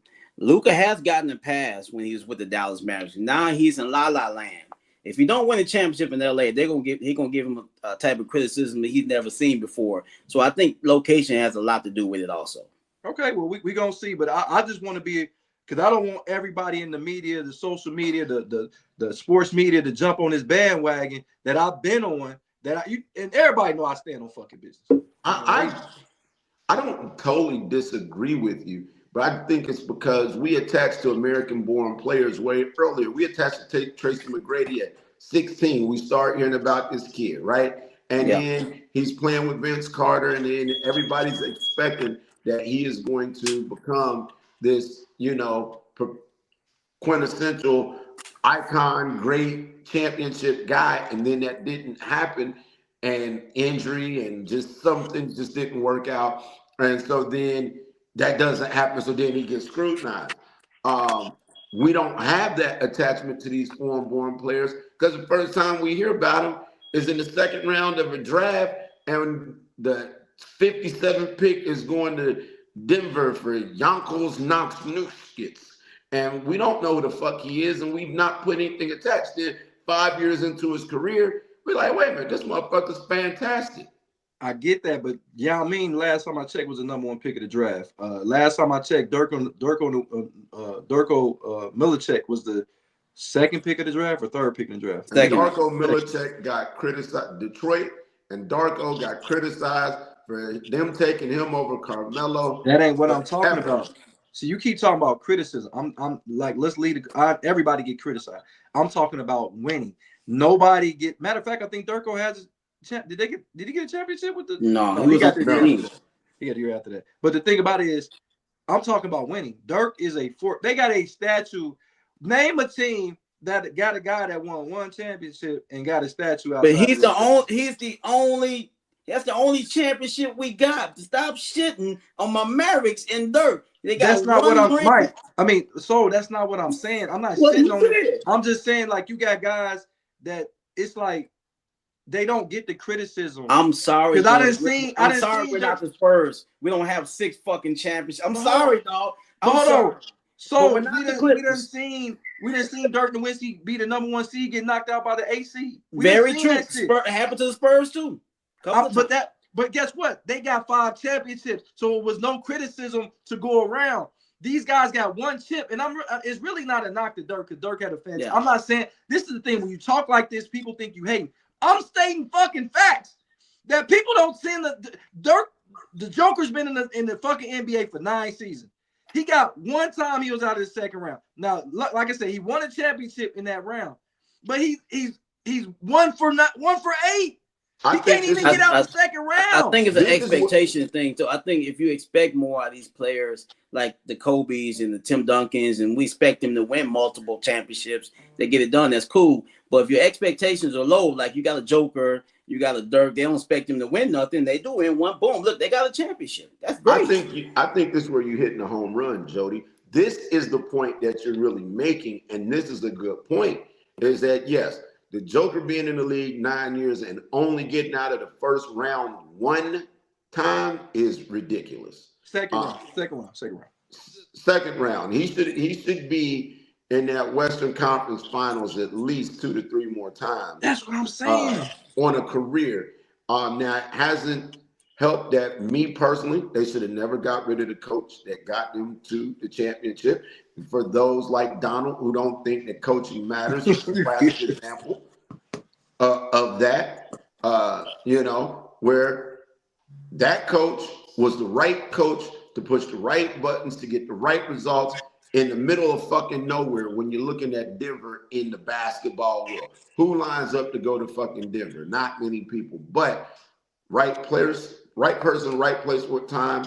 He constructed that team. He probably knew how to advance it forward. They got rid of him, so this is where they are.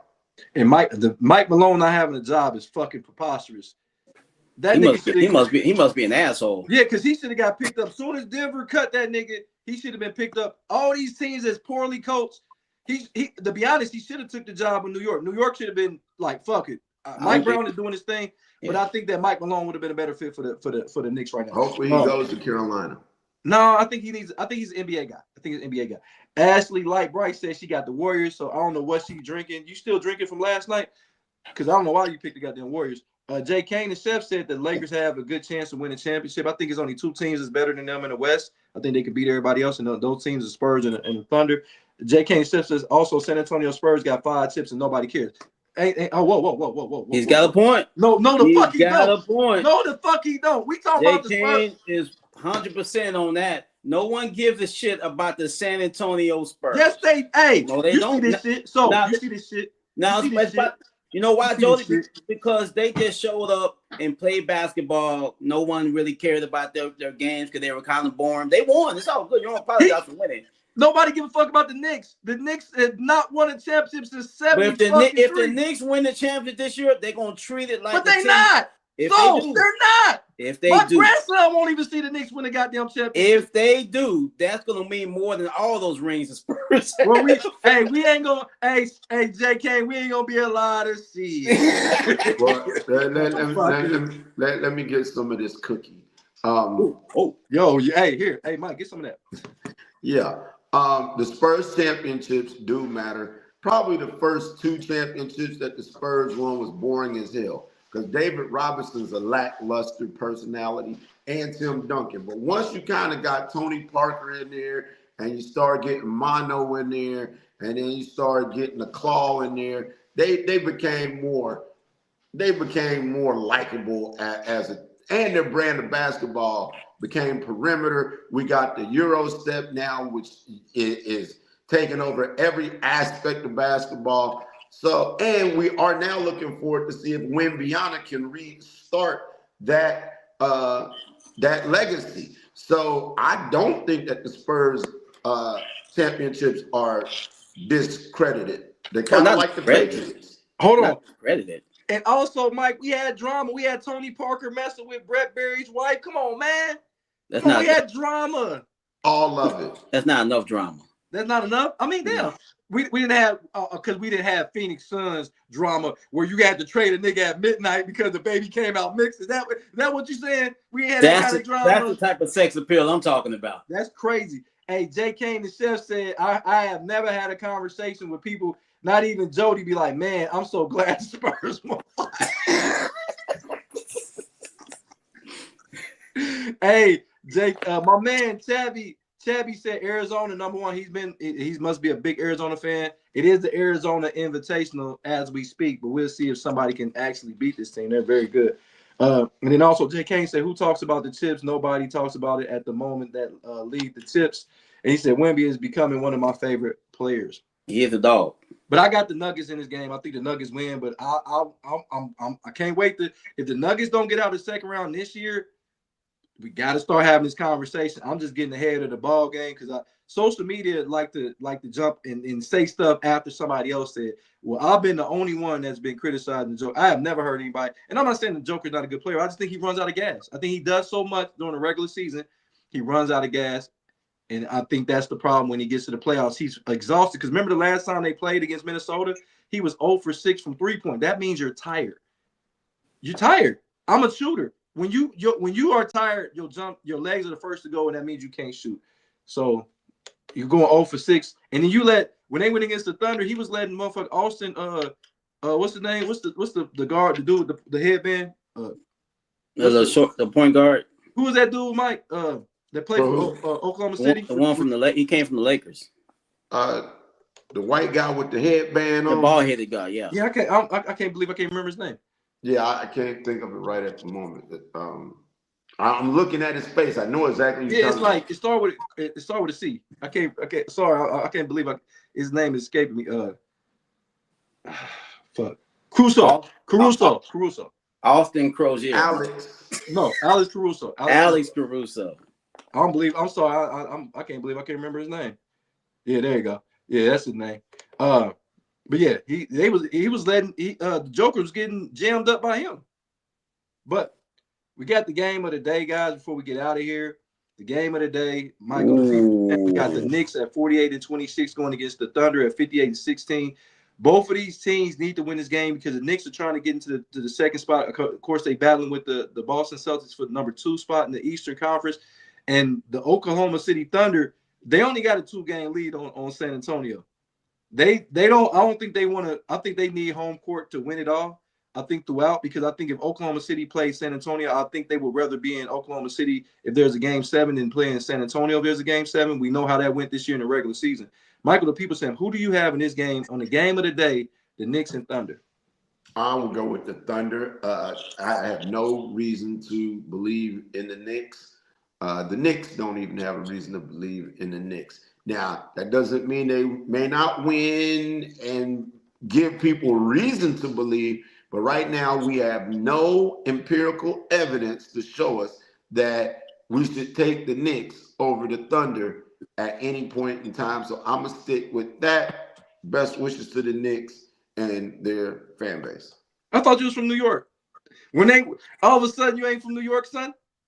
What's going on? Come on, B. Nah, Dunny. Hey, Jay Kane said Caruso is a good defender, but the Joker's got 6 inches on him. Yo, whoa. On the top of him? Or where did you see 6 inches? Yeah, that's nasty work right there. Just as long as it ain't in them. Hey, Jay Kane said he got the Knicks all day. Solo Sports, man, who you got, man? This is a potential finals preview. We thought this was going to be the finals last year, remember? Because we thought that the Knicks was going to be Indiana. Who you like, the Knicks or the Thunder? The Thunder need this game. Like I said, the Spurs are making them play every single game towards the end of the season. They're starting to get back healthy.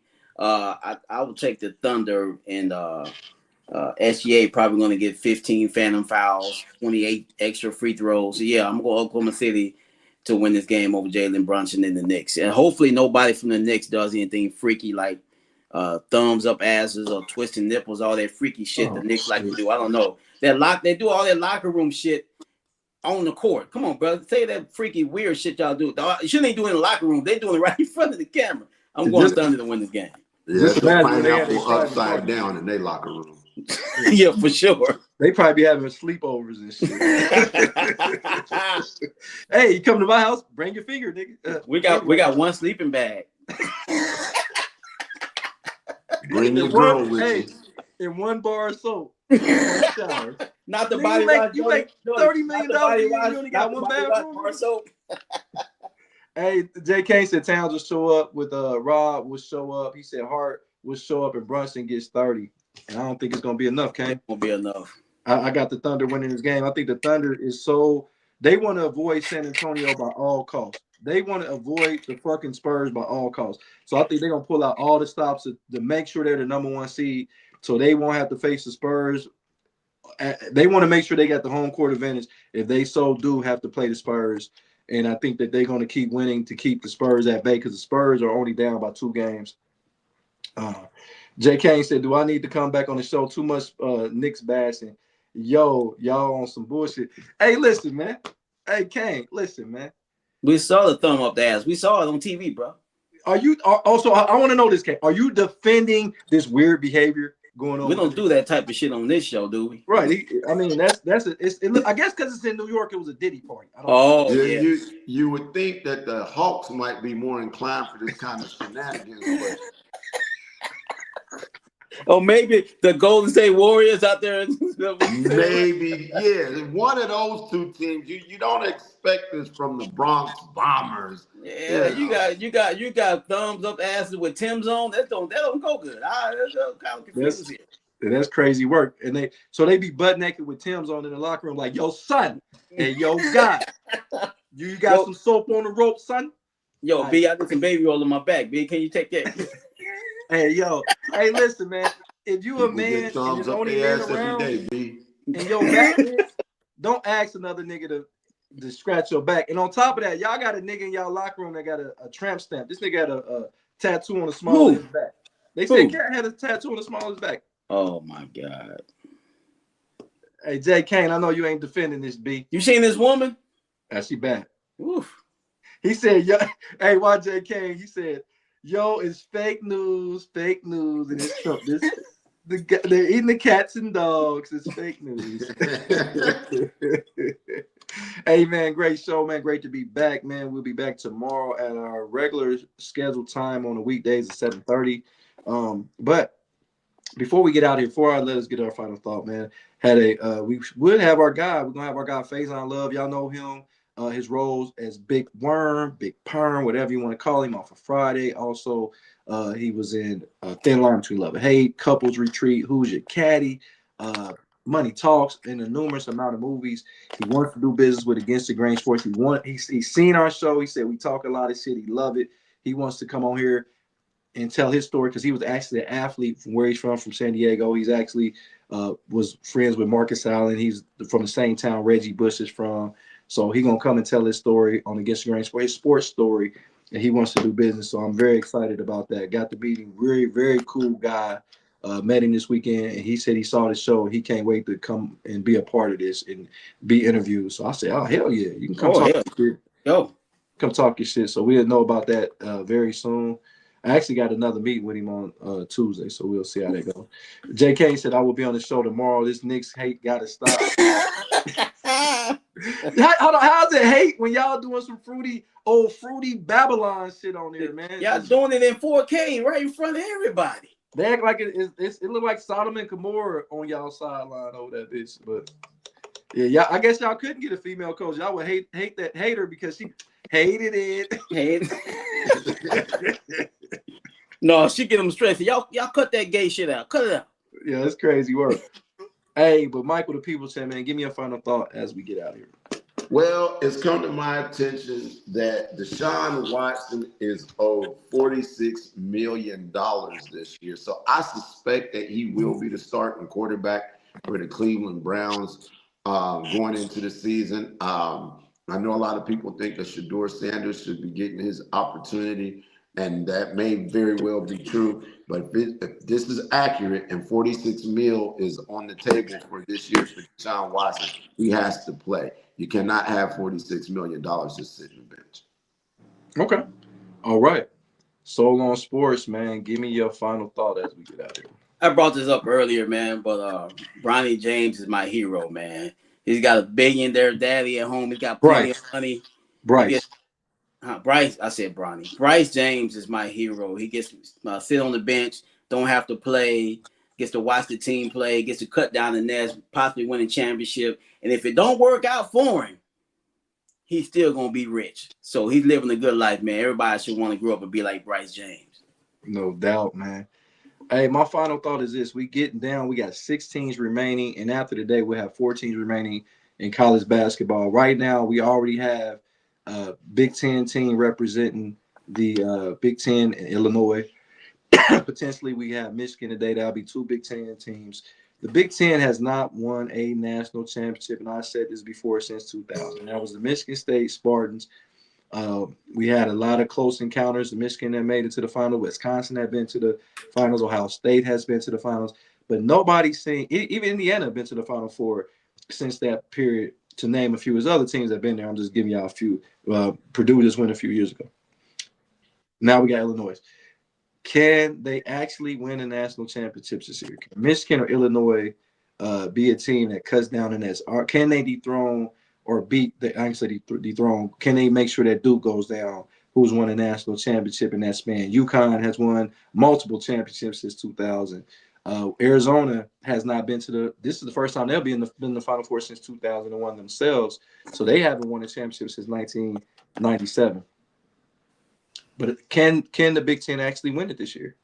And to be honest, I still don't think they can do it. I still don't think they can do it. This is their best chance to do it, but I just think the Big Ten is getting better.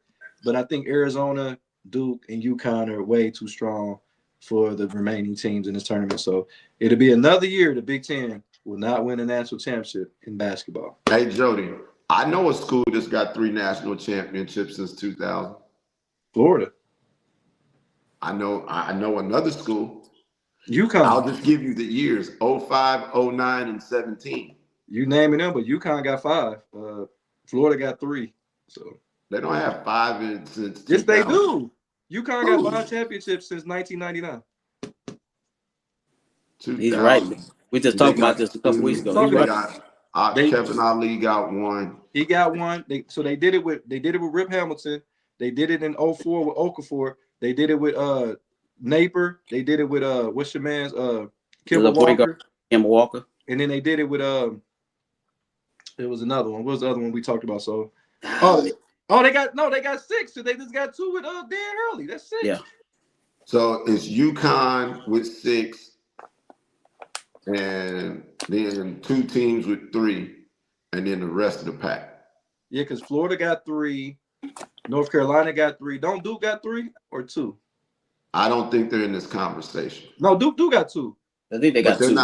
They're not in the elite conversation. They're in the conversation in the tier below. Villanova got 2. Yeah, they're in the next tier. That's what I'm saying. They're a tier below what we were talking about. But can we give a big shout out to UConn though? Oh yeah.